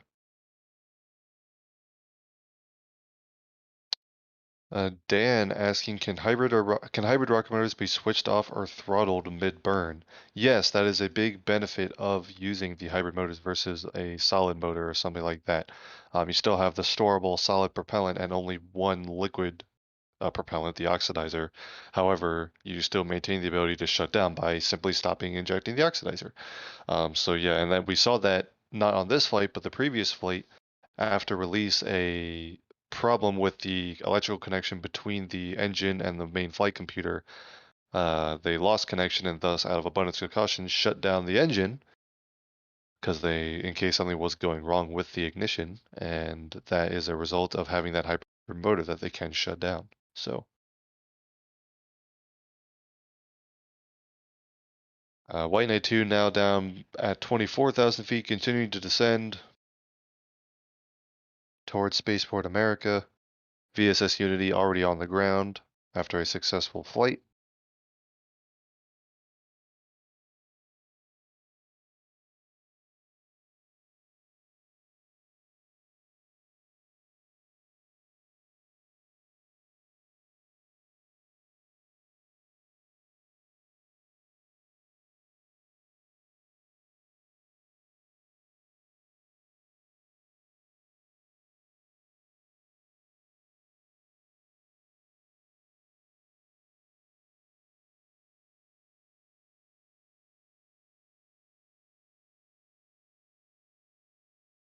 I believe I'm pulling up our written news coverage now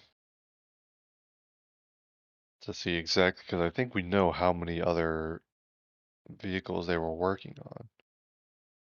I know they've got 2 Spaceship 3 vehicles in works. The first one is VSS Imagine, and they are also building the VSS Inspire. There are also additional Spaceship 2 spacecraft in work, so it looks like they're continuing to build both versions, which is interesting. We'll see exactly what that means, but they are working to build up a fleet now that they're sort of the early part of their testing phase is complete, and they're moving towards operational missions soon. So,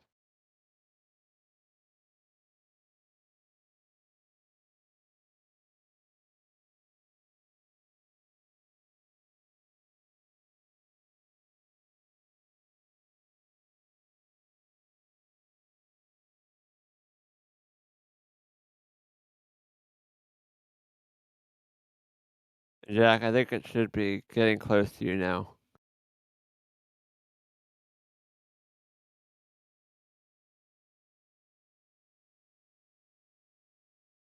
the carrier aircraft now below 17,000 feet, and you can see I'll zoom in here. Just northwest of the spaceport. The spaceport is this runway right here. Approaching 16,000 feet.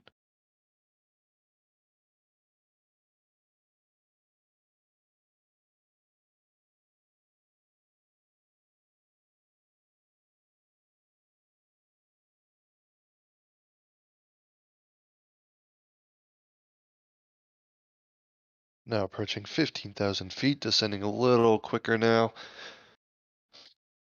And getting ready for our final approach into Spaceport America. Jack is in the area and setting up to give us a live view of that.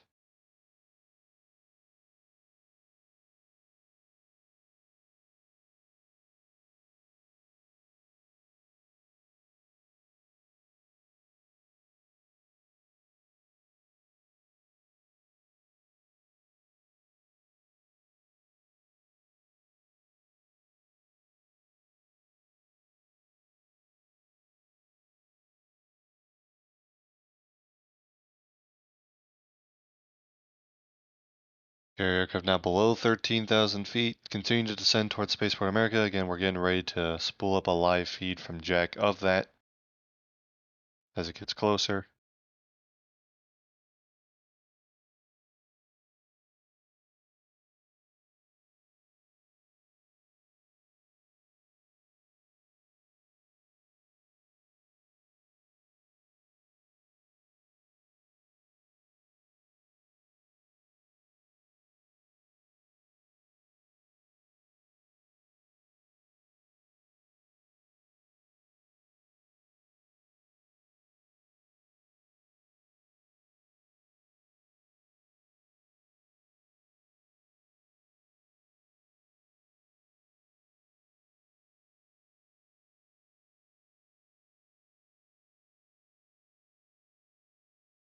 Now about 9,500 feet, should be getting pretty close.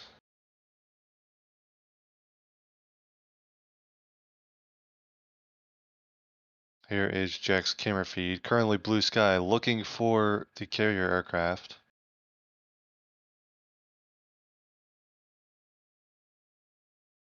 Aircraft should be turning in for a final approach right about now, Jack.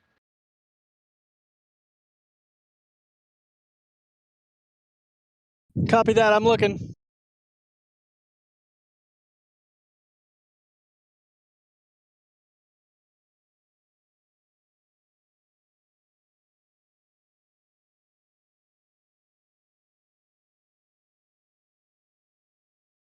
There's a fast pan, which hopefully means Jack has There it spotted something. is. There it is. Awesome That is shot. VMS Eve, the White Knight 2 carrier aircraft, back from giving VSS Unity the initial lift on its way to space. And we'll see if this is a landing or a touch and go. Sometimes they do some practice before they land.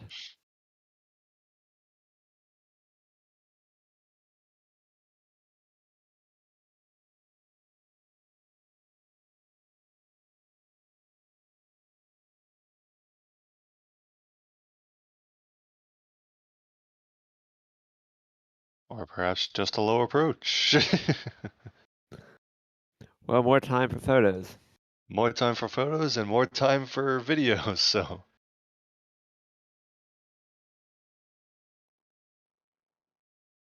We saw this the last couple times. We saw on the previous Virgin Galactic mission, we saw this. Also saw this with Rock and the Strata launch, a lot of low approaches before the actual landing. These are pretty unique aircraft. They don't handle like most aircraft pilots will have flown. I think that factors into it a bit, but it's very cool to see.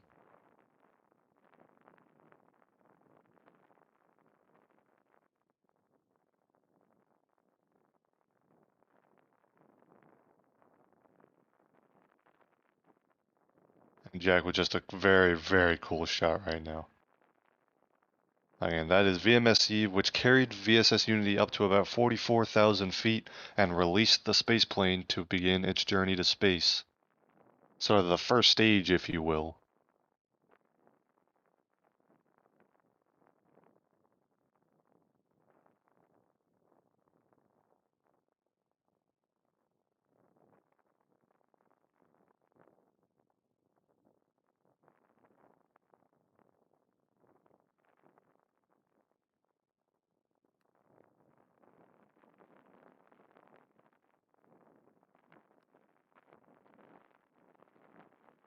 And Jack has some incredible photos up on Twitter if the mods want to link to those in chat.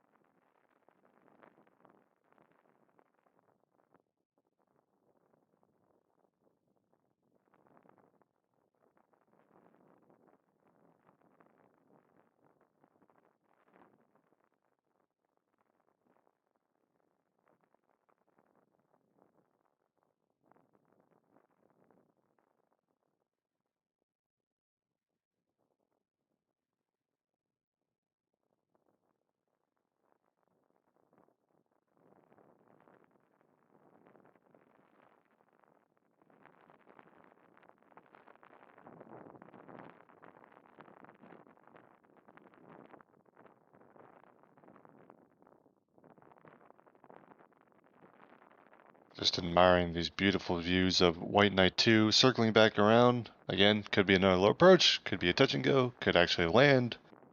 Place your bets in the comments below. Or in the live chat, I guess. There's not comments yet, but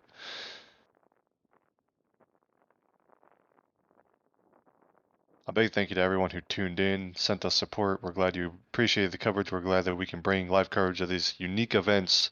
And a big thank you to Jack for being out there to do this. Couldn't do it without him, as always.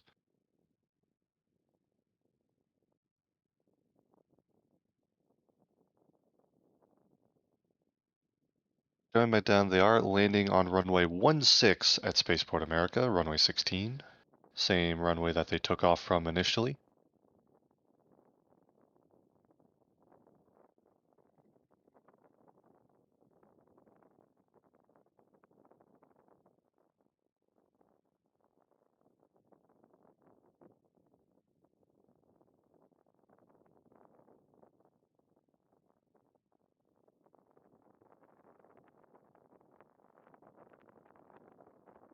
And that looks like the VMS Eve is down on the runway. Up, no, Nope. see, I knew as soon as I said that it was gonna pop back up. Touch and go, probably. I'm assuming a touchdown. I can't tell for sure, but it's okay. We'll just watch the plane a little longer. Everyone in chat who bet touchdown, you lose.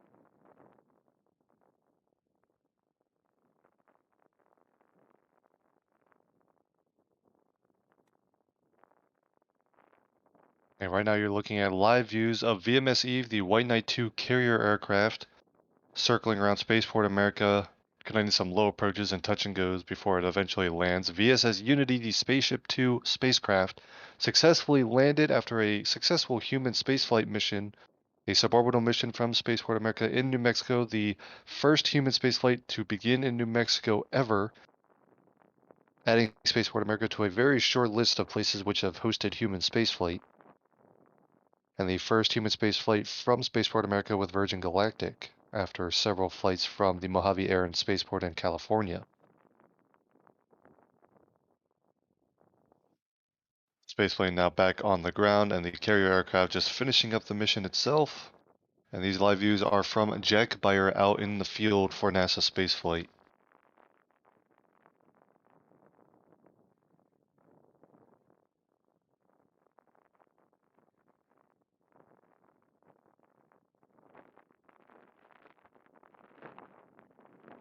Pat, you're asking if they could be trying to lower their landing weight by burning more fuel? Possibly.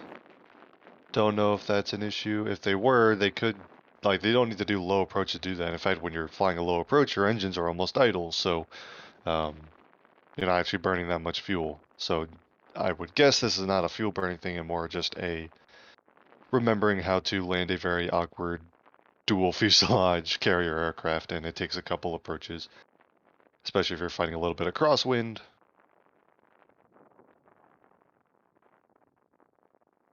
Or the pilots just want an excuse to fly longer because it's cool. That could also be a thing.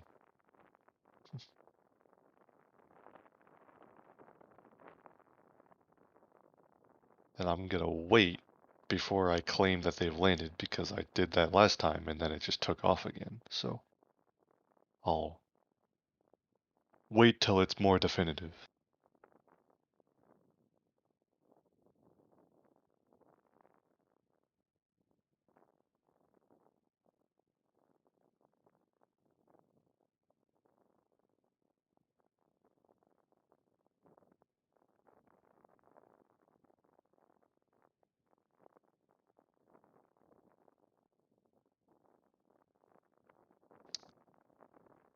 Yay, hasn't come back up yet.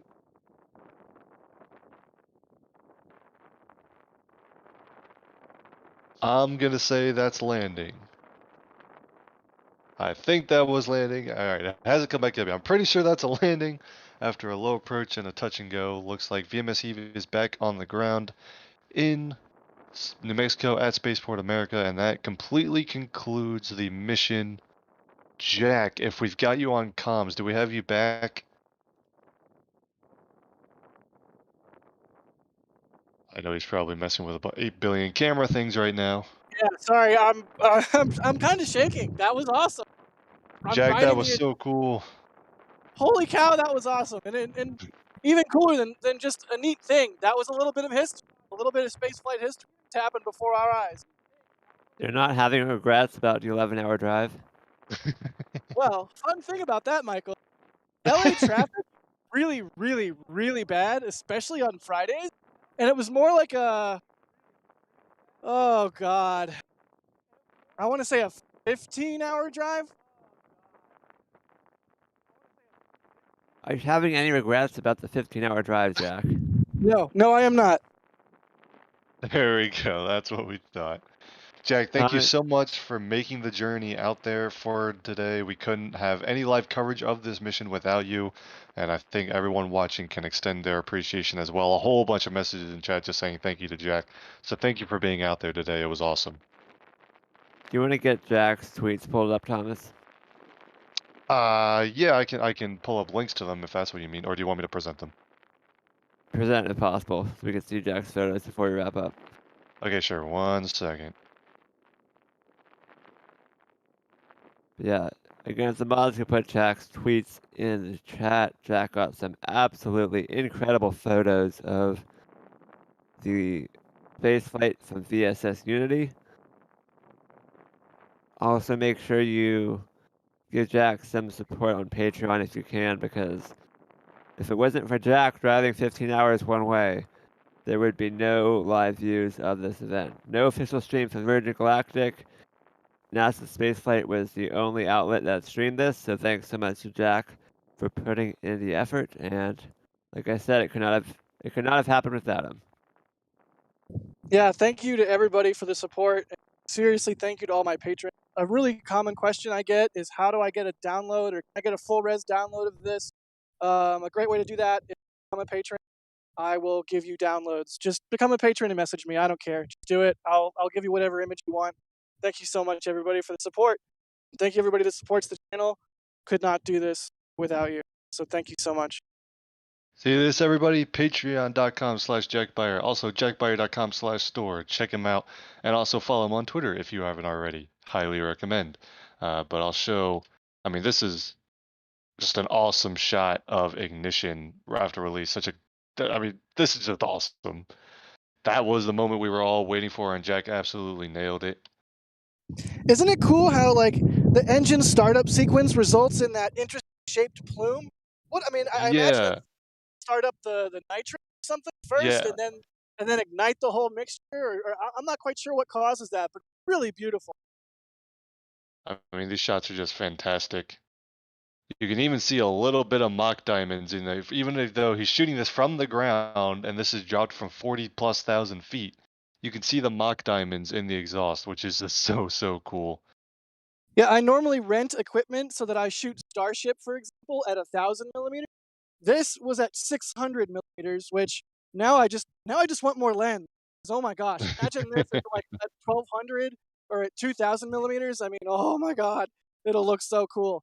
But hey, we have more flights to look forward to from Spaceport America and from Virgin Galactic. So only a matter of time until we get even better imagery. And I'm sure Virgin Galactic's got their own imagery that they'll put out here shortly. And I'm sure that'll be great as well. Jack, again, thank you so much for being out there. Everyone, go check out Jack on all his social media, and also check out his Patreon. I know he appreciates all of the support over there too. From the rest of the team at NASASpaceflight, my name is Thomas Burkhardt, reporter, been on commentary for the stream. Thank you all so much for watching. Michael Baylor back in the studio. Thank you so much for all of your support today as well.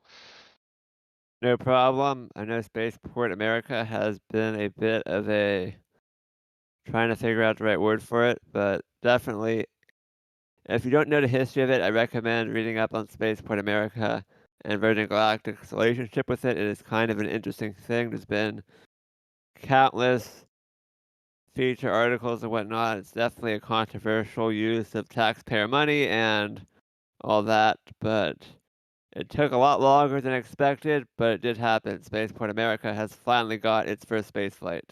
So congratulations to all that worked hard to make this possible, and hopefully the local economy will start to get some benefits as Virgin Galactic ramps up their operations. Absolutely. Spaceport America getting its first human spaceflight today, a truly historic achievement for Virgin Galactic. But that's going to do it, I think, for our live coverage today. Again, a huge thanks for Jack for being out there. Thank you all, everyone, so much for tuning in and watching and for all the support. We really do appreciate it. Stay tuned if you liked what you saw. NASA Spaceflight continuing daily update videos from Boca Chica and live coverage of major spaceflight events. We've got a Falcon 9 launch from Cape Canaveral coming up next week, and we will be live for that. So if that's the kind of thing you're into, feel free to hit subscribe. You know how to get back here. But I think that's going to do it for today. Again, thank you all so much for watching. That concludes our coverage. This is Thomas Burkhardt and NASA Spaceflight signing off. See you next time.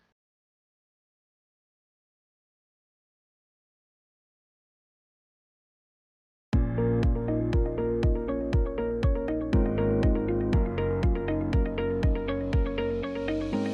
have liftoff. Propulsion continues to be normal. Alright, the chamber pressure looks good. Doubling up. Roger, roll with planet. Water tower, fly! Flight downside SPD off. Off. Yikes.